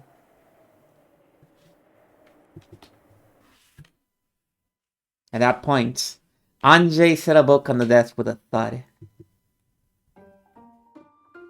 And this is? I have never seen it before. He prided himself in store of knowledge of all literature related to Rokenjima, and he looked bewildered at this finding that he hadn't seen before. Ignoring him, Anjay silently flipped through the pages, opened to one of them, and showed him.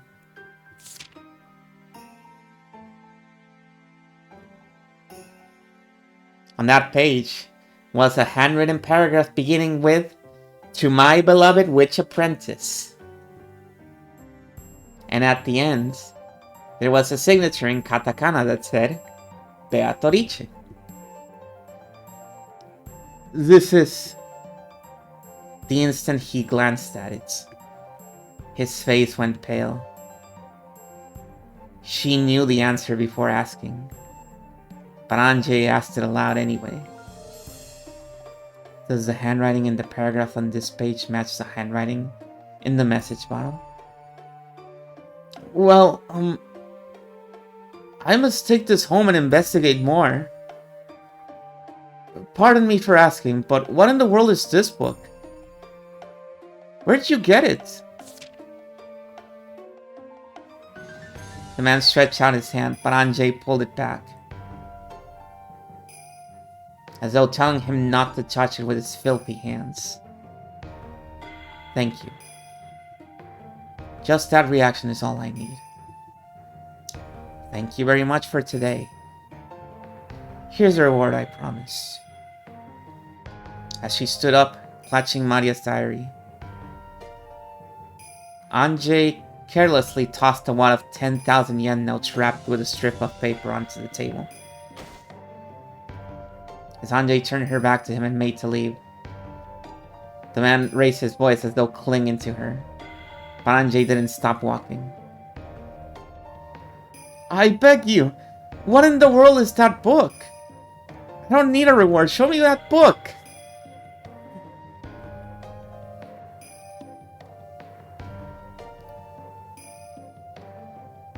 Both you and I are in the witch hunt, but it looks like we aren't pursuing it at the same level. You're entertaining yourself with the outside of the cat box. And what I want to know about is the inside of the cat box. And this book is a key to opening it. It's too good for you. Well then, goodbye, gentlemen. Have a nice day. Please, wait! Sumadera-san! His voice didn't reach her. She had already joined up with Amakusa and gone into the car.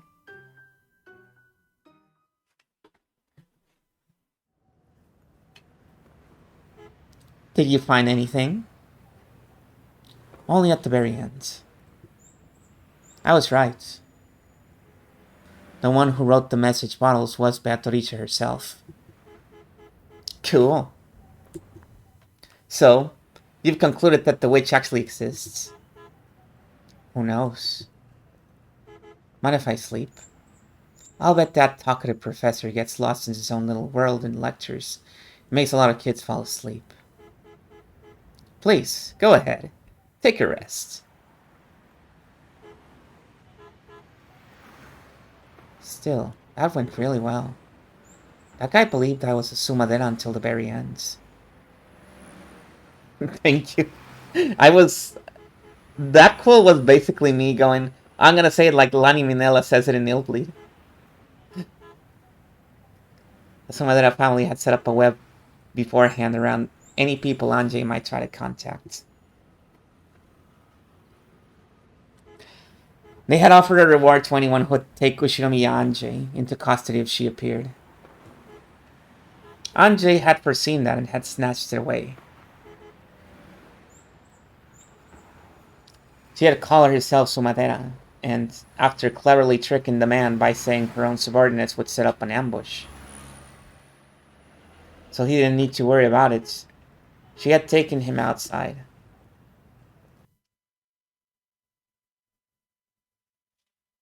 So when the Sumadera family pursuers reached the professor's house, there was no longer anyone there.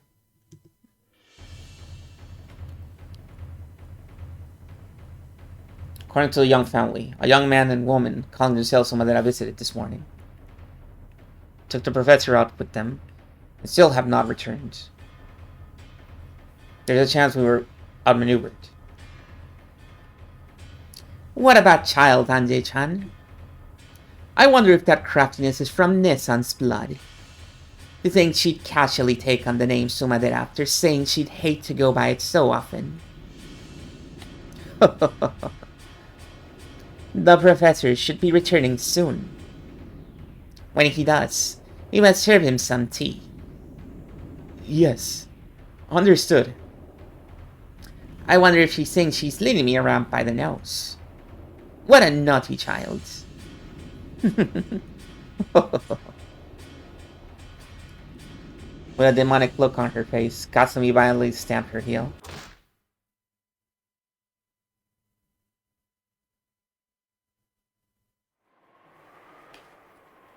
I'll teach you about my magic of origins. No, I taught you before, right? And you used it before. Did you forget? You were also a witch apprentice, Anjay. With your name entered into Mary Sorcier, weren't you?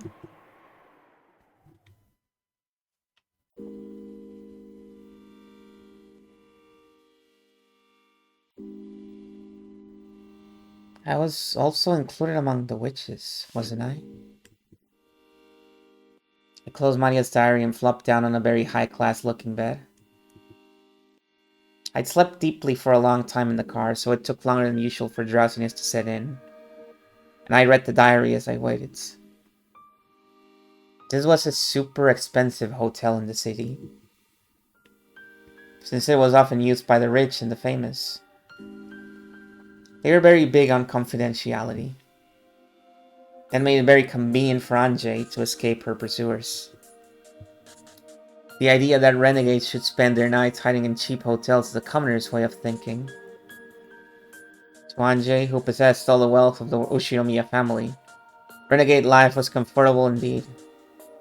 Of course, even though he was the guard, Amakusa was a man and therefore in a separate room.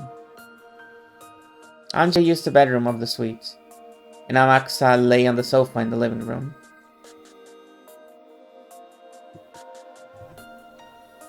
According to Amakusa, the sofas here were more pleasant than his own beds had been recently. Poor guy. When I looked at the clock, I saw that it was almost 2 in the middle of the night. Me right now, except not really, it's only barely past 1. I'm still not getting sleepy. I sighed deeply. That time, even though there was no wind, I had the feeling that Maria Onechan's diary fluttered. Then Onechan appeared. Oh, she's I heard a noise again. Hang on. Oh, now he's in the future time as well. It's the same description, but okay.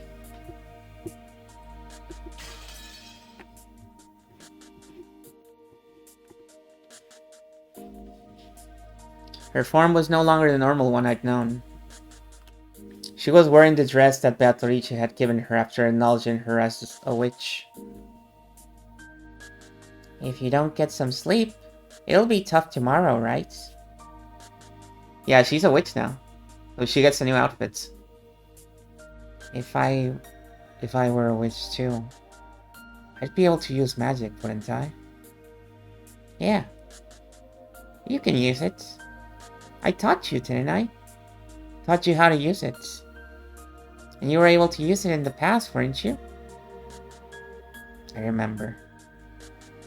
I started wanting to use it. Are you starting to feel lonely? Not really. It's not like having a different pillow every night is that tough. The first step to magic can be loneliness or boredom. Even small reasons like that. Even if it's just trying to kill time until you can fall asleep. Yeah. I'm glad you remembered about magic one more time.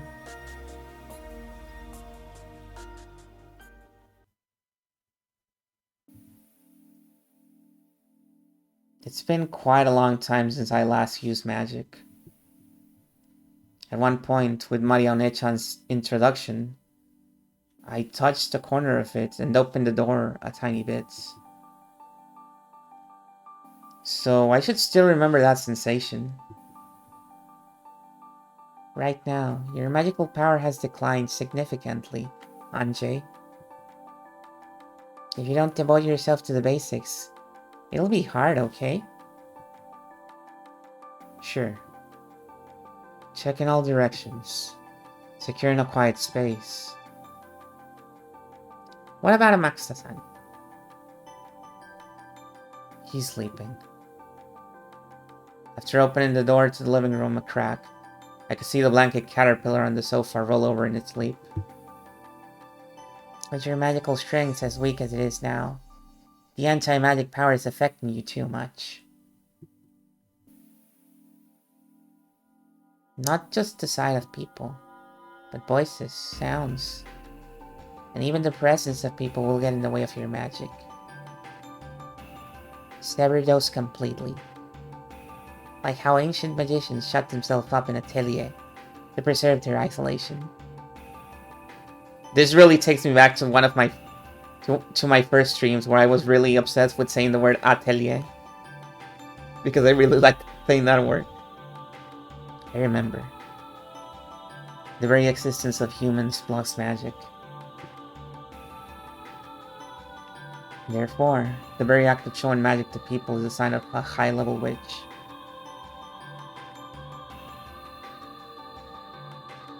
Obtain a quiet space for yourself alone. That should be enough to prepare a space to use magic. Next is the bezel. Right now, it's important for your bike to at least have training wheels. No, a chain. This is, of course, impossible. Anjay rubbed her own head. She wore hair accessories there, with pink gems attached.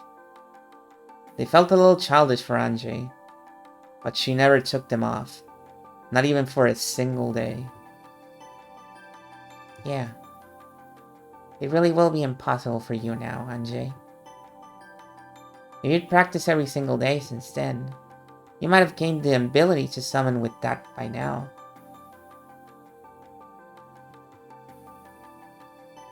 If I were to start training now, how long would it take?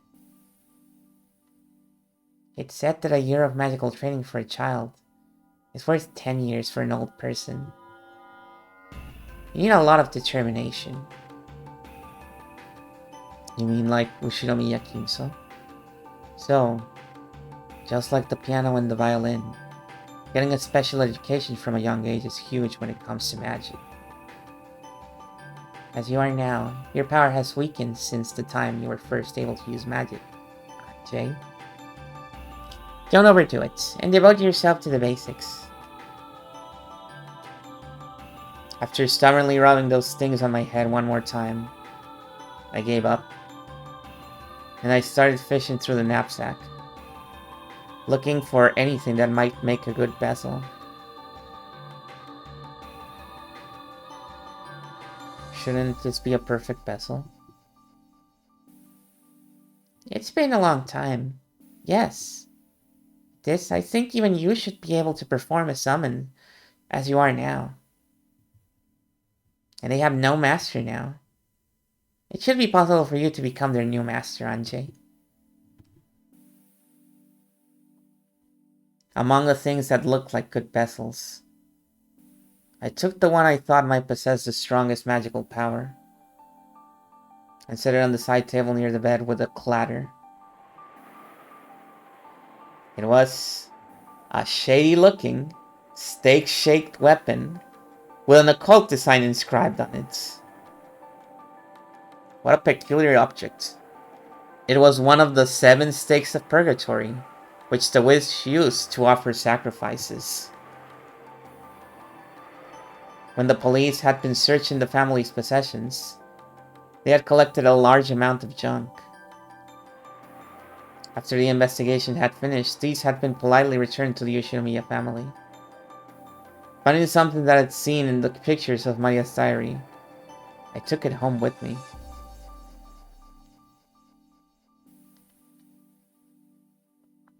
Originally, there were 7 stakes of purgatory. How pitiful. Now, she's the only one left. Onechan smiled, looking lonely. I pulled another book out of the knapsack.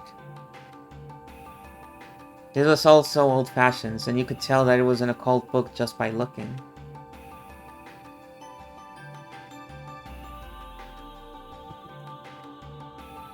But its contents were plain. It was one of Maria Onechan's elaborate notebooks. This wasn't a diary. This was a grimoire, which she had written as a witch. The 7 sticks of purgatory are Beatrice's furniture, created by her and employed only for her sake. But since Beatrice is also a witch of Maria Sorcier, they could be employed by Maria, a witch of the same alliance.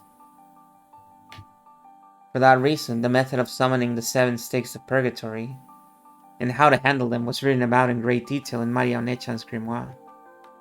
And as another person with their name registered in that alliance, I was also permitted to employ them. Which of the 7 sisters is the stake?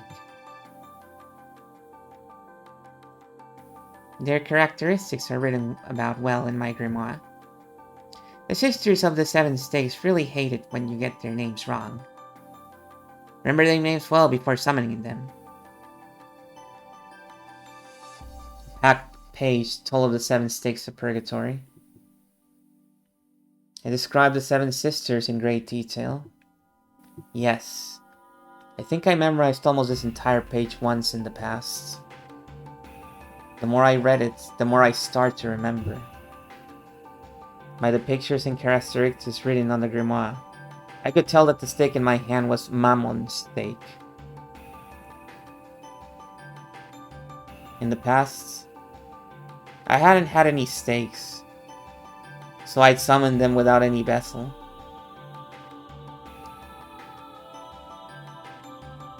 So this was the first time I'd clearly seen any of the 7 stakes, let alone Mammon. Mammon, the 5th sister, controls the deadly scene of greed. An incredible kid. This is a really fucking good line. This is one of the lines that I remember the most. Calling her an incredible kid is really good.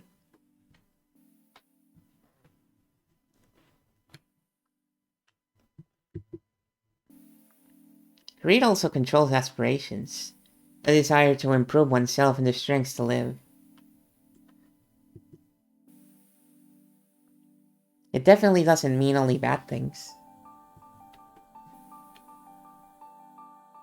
She's rude, but she's a girl who tries really hard.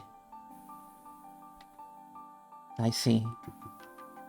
You could say that without desire, there's no reason to live. To live is to want, that's true.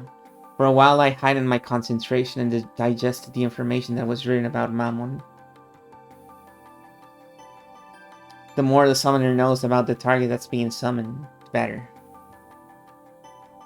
Knowledge is connected to magical power. I began to fill my head with knowledge about Mammon, raising a necessary amount of magical power for summoning. Grimoires can be a bit interesting. This might be a much better read than some lame novel. It really takes me back. For grimoires, demanded not only that you understand the letters, but that you fill up the world of the space between the lines, giving birth to a world from the pictures and creating things in various ways. The power to give birth to something. For someone who has that, such as you, a grimoire should be more interesting than any book. I've always known that you'd be able to understand that. That should be enough knowledge of Mammon for now. Yes. I remembered it, more or less. I'll give it a try. Take care. In case the worst happens, here's my talisman. The Treaty of the Alliance won't protect you right now. That Mammon is a bit of a quick trigger. And she may still bear a grudge. Be careful. Yes. All words. 7 stakes of purgatory, as furniture used to make sacrifices for a ceremony, were treated as beings inferior even to weapons.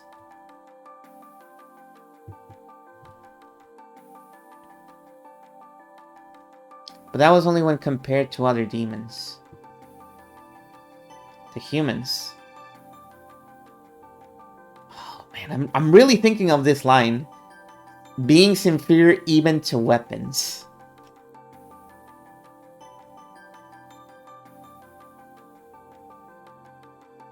So, what are we referring to when it comes to weapons? I guess they're talking about the guns, right? But I'm also thinking of somebody else when they mention weapons. But that was only when compared to other demons. The humans' furniture is something to be feared.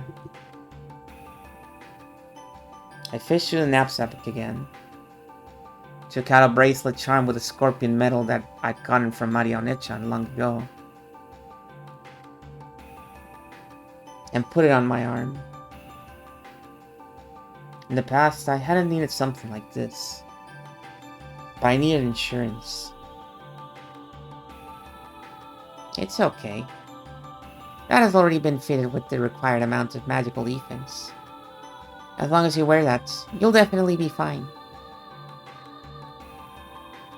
Marionette-chan's magic power, which had been specially put into this charm, had been enough to earn even Batorich's admiration. While it may have looked like something cheap to a human who couldn't understand magic, its magical worth was incalculable.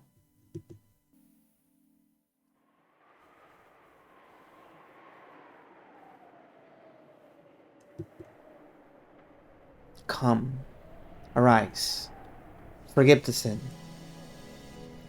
One of the 7 stakes of purgatory. Mammon of greed.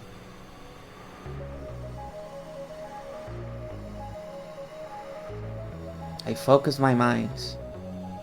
I made the magic repellent toxin that filled my body 0.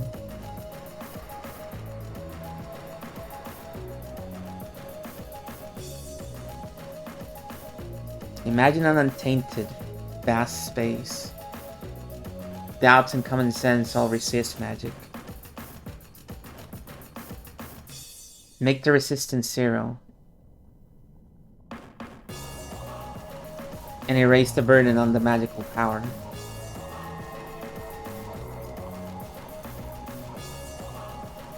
Inside my head was the image of a vast space. It was a nighttime world where I floated in the air and the neon stars over the ground sparkled.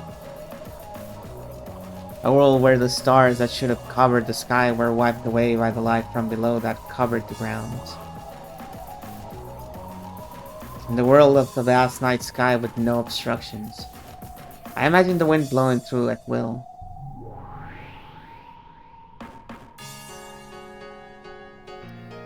At that time, in a room where there shouldn't have been any winds, the free nighttime wind kicked up a cyclone. The long-forgotten sensation raced through my entire body. It was a unique feeling of exaltation that comes from using magic.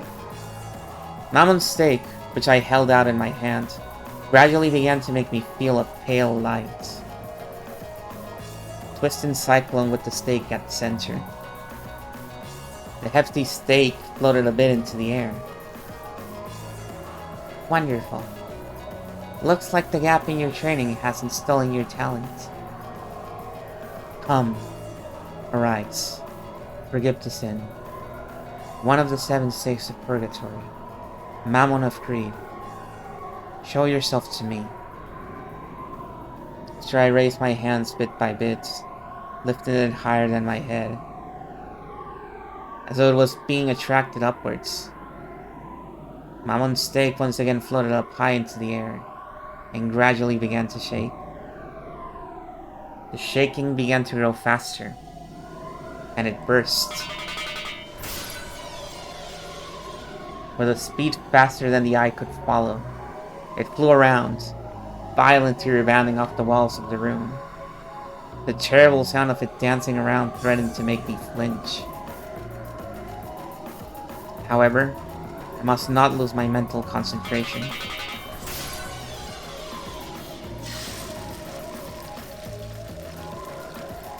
Then, the stake, which had been flying around at an incredible speed, finally stopped and faced me. It was in the air, just a few centimeters away from my forehead, and held back by the defensive barrier created by the scorpion charm. It had tried to break the defensive barrier, eating into it with an incredible power. But Maria Onechan's barrier wouldn't be broken so easily. It's no use. I can't break it, Stake muttered hatefully. It was probably safe to say that the scorpion charm saved me. Without that, my attempt at killing time until I got sleepy would have killed my time for all eternity.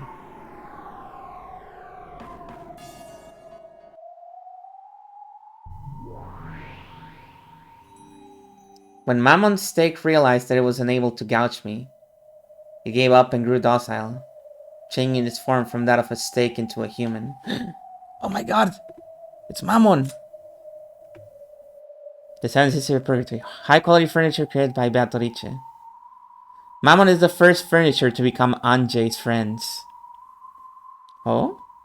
She stayed by Anjay's side throughout her training period, greedily encouraging her master to become a full, true witch. A very special person, even among the Seven Sisters. Oh.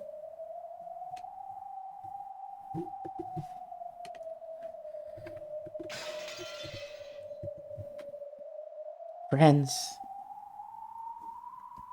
In that same old outfit that I'd never be able to walk around outside in. Although you could say it suited her, in a demonic sort of way. Is that Anjay-sama? But that magical power is pretty shabby. Are you really Anjay-sama?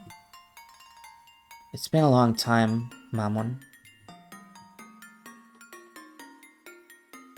You have a healthy dress today. Hello? Halligan.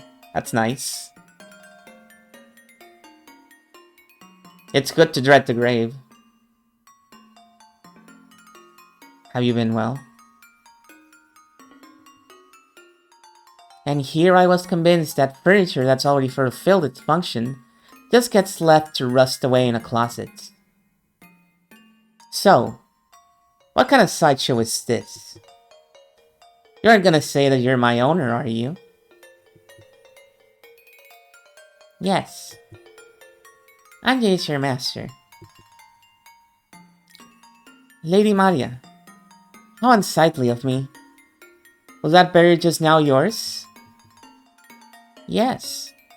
I thought that as she is now, Angie might just have gotten finished off by you. I lent her a talisman.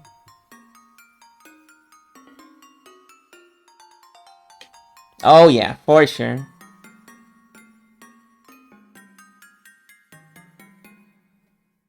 I love to do this. Especially on a Saturday night. If Lady Maria says Anji-sama is my master, I cannot refuse. Anji-sama, please. Your orders. If it's me you need, are you going to perform a new ceremony? With new sacrifices? Of course. That's only if you're willing to handle me yourself and get your own hands dirty. That role isn't something I'm asking for anyone. All you have to do is talk with me like you used to.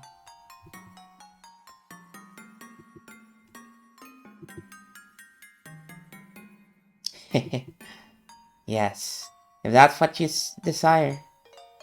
Furniture is furniture because it is used. It is an honor just to be summoned. Anji-sama. Mammon had a slightly complicated smile on her face. She accepted her new master because Maria had told her to. But it looked like she hadn't gotten over her discontent at working for Anji, with her frail magical power. Perhaps she had some other reason for hating Anji. But for now, it seemed that she couldn't disobey, even if she wasn't happy about it.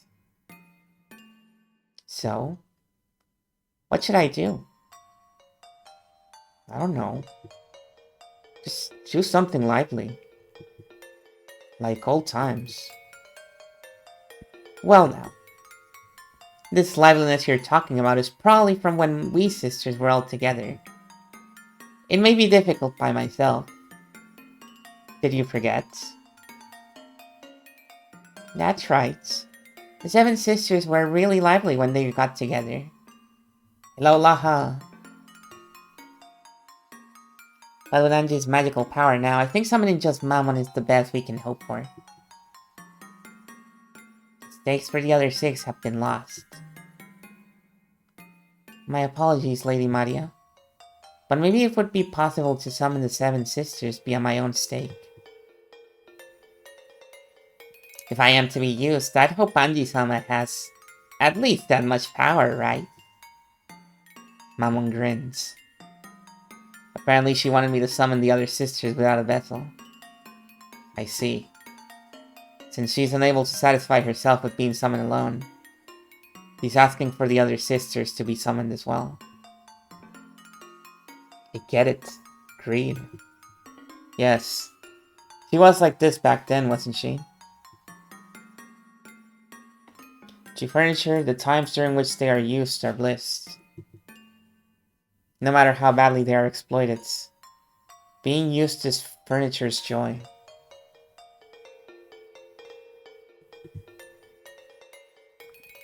On the contrary, regardless of how nice you are to them, not being given a job is more painful than anything in their eyes.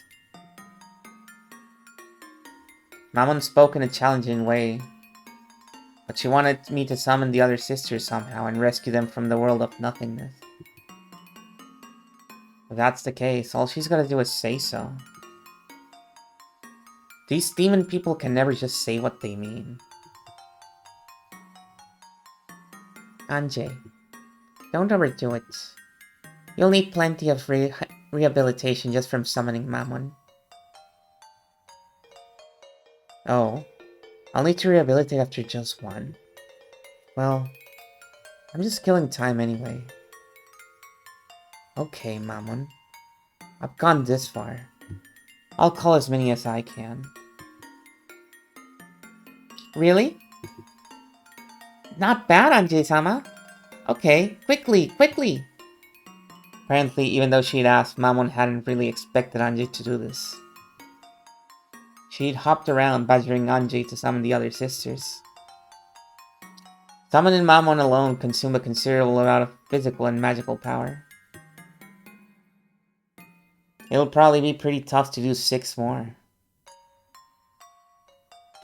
I'm awed by the magical power of those who can summon sisters like this at will, with a snap of their fingers, and who therefore reach the level where they can be called witches. Mammon, don't make Kanji overdo it. She still isn't at her best. What? Anji-sama said she'd summon everyone. Actually, I only said I'd call as many as I could. I guess that's great for you. Don't overdo it, Anji. You should rest for today. You're tired enough. It's okay. I'm just killing time anyway. Let me get tired enough that I can just fall over asleep. This time, there's no vessel. I have to strengthen the image from my knowledge of the grimoire and materialize them with just that. I held my hands out into the air, replaying in my head the sensation from when I'd summoned Mammon. I'm acquainted with all of the 7 sisters, right? I've got to remember that time, long ago, when I talked with them. Once again, the power of magic began to fill me up. It let off a faint, and yet distinct pale light from both of my hands. Anji-sama! Hold on! Good luck! Hey, Lady Maria! Anji-sama's definitely gonna summon everyone, right? The 7 sisters will get to be reunited again, right? Right? Yeah, definitely. But there's no guarantee that it'll happen tonight. Anji-sama can do it. Please, Anji-sama. Start with the youngest sister, Asmo. Asmodeus. 7th sister. Got it. I'll call them in order starting from the youngest. A strand of hot sweat dripped down my forehead. This really is gonna be one hell of a burden to carry.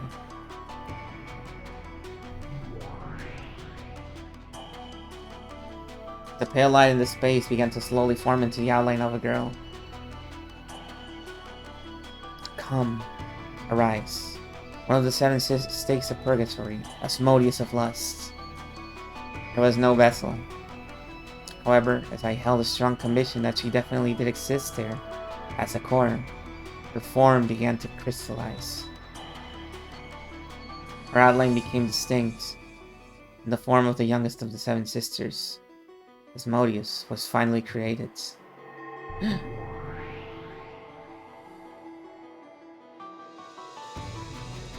Asmodeus of Lust, right here. Where is this? Am I alive? Asmo!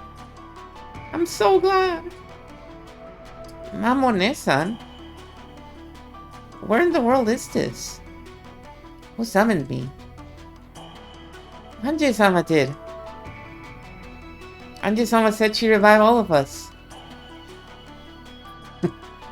I'm sorry. I think it's... Nah, it's not showing up for me. I didn't. Anji-sama, thank you. Do bells next. Please. Beelzebub. The 6th sister. Beelzebub of gluttony. Come, arise. At this rate, I wonder how many I'll be able to summon. I can't focus. This is probably it.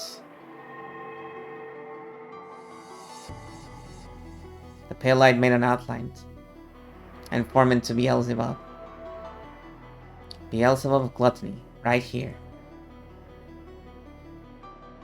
Bells! Anjasama, you're amazing, incredible! Mammon and Asmodeus jumped onto Beelzebub, celebrating their reunion. I summoned 3 people at once. My head was throbbing. Gotta summon the next one without stopping for a break. Come, arise. One of the 7 stakes. Belphegor Sloth. Belphegor of Sloth, right here. To think that I would be needed again. Belfane! I'm hungry! I'm so glad to see you again. To think that the 7 sisters would be able to meet again. Anji-sama, thank you so much. Keep it up and do send a next. And Leviane and Lucine. Yeah, I get it. Though please, try not to be so loud. Doing 4 people at the same time is pretty tough.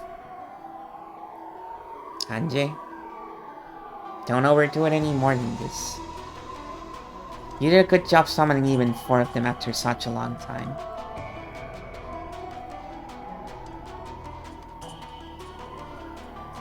Stop it, Mammon. Right now, Anji-sama is being pressured with the burden of summoning us. Anji-sama, I beg that you do not strain yourself too much. No way! Anji-sama, promise! You said we'd all play together again. No, Right? Anji-sama? You said everyone would meet again. You promised that we could meet again right away. That's right. I promised. I didn't promise anything about when, but I certainly did promise. So keep that promise. If you don't, I'll never forgive you for forgetting it until today, Anji-sama. Come, arise, one of the 7 stakes of purgatory. Satan of Wrath. My mind's getting hazy, but I'll call. Even though I'd forgotten about those days. Even though I've never thought of that time as anything but sad and lonely. Because the short time I spent with them was fun, without a doubt.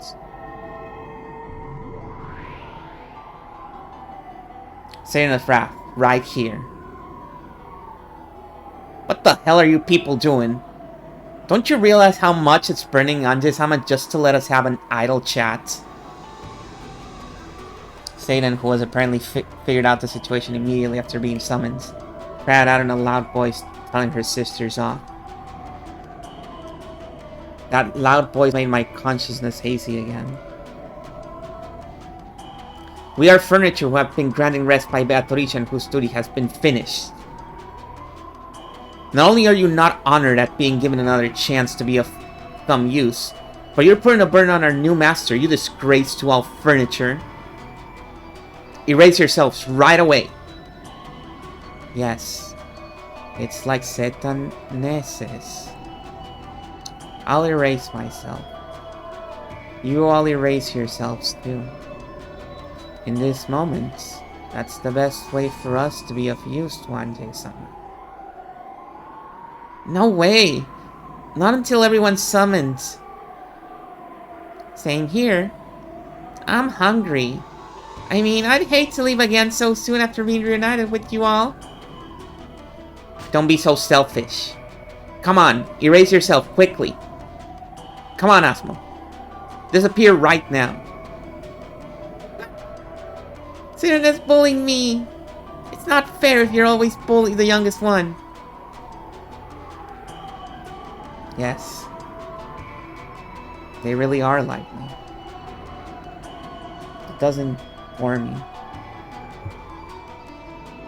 That's enough. You surpass your limits for now, Anji. Here. Right. With 5 of them summoned and messing around as they pleased, the load was far too heavy for me. With the meager magical power I had at the moment. This is it. As my consciousness went hazy, I fell over onto the bed.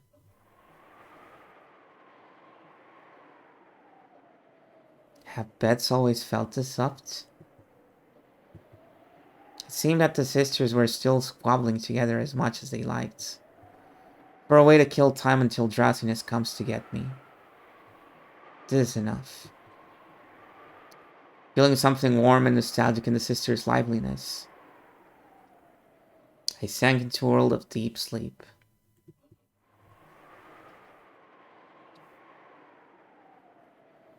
At the entrance to my dream world, I felt Maria Onechan and Saktaro waiting to receive me.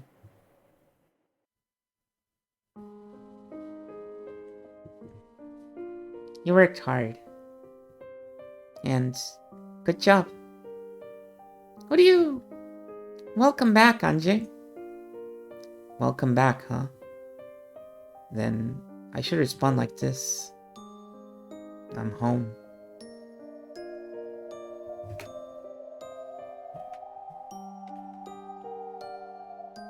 Yes!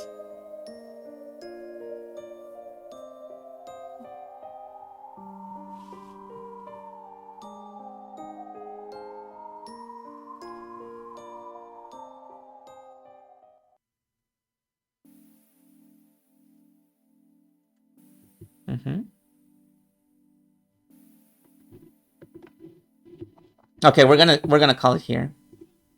I just wanted to check which scene this is. Just to know if it was a future or a past scene.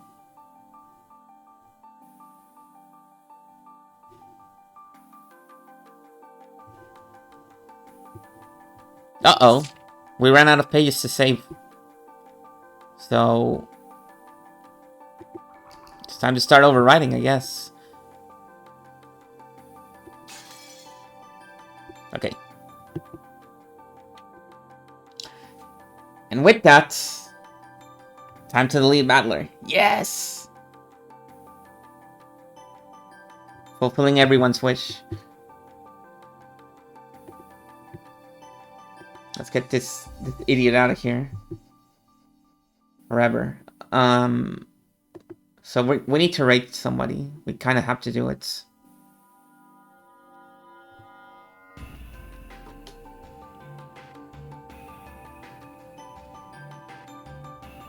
They said they'd be sending us to hell if we don't. Thank you for watching. It was a pretty good stream. The counter started at 4. I don't know if you remember. The counter was at 4 when we started the stream. We went from 4 to 12.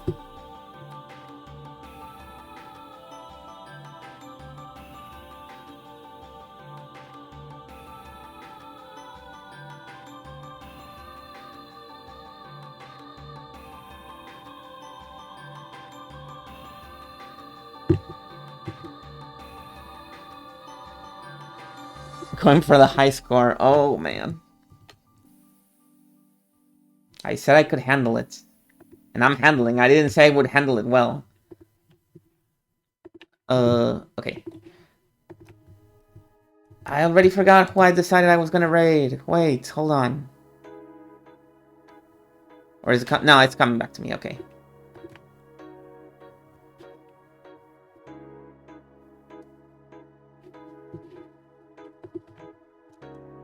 Let's go for some chilling. After all that emotional distress. At least for me. I don't know about you guys. I was pretty emotionally distressed for a lot of this episode.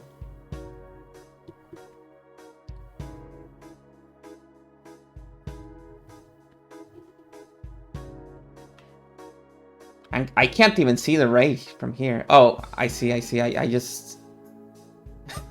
I just typed the name wrong. Whoa, guys. I may be one of the first people on Twitch who's typed the name wrong and didn't find another account that's by the wrong name.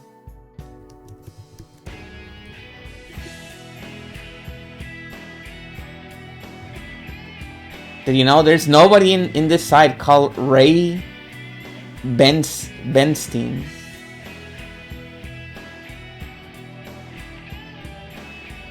So you could be the first one. No underscores, no numbers. Isn't that a great offer?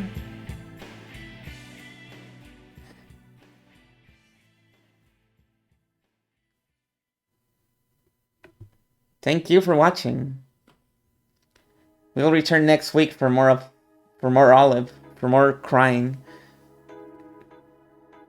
Until then, have a good night. Take care. Bye-bye.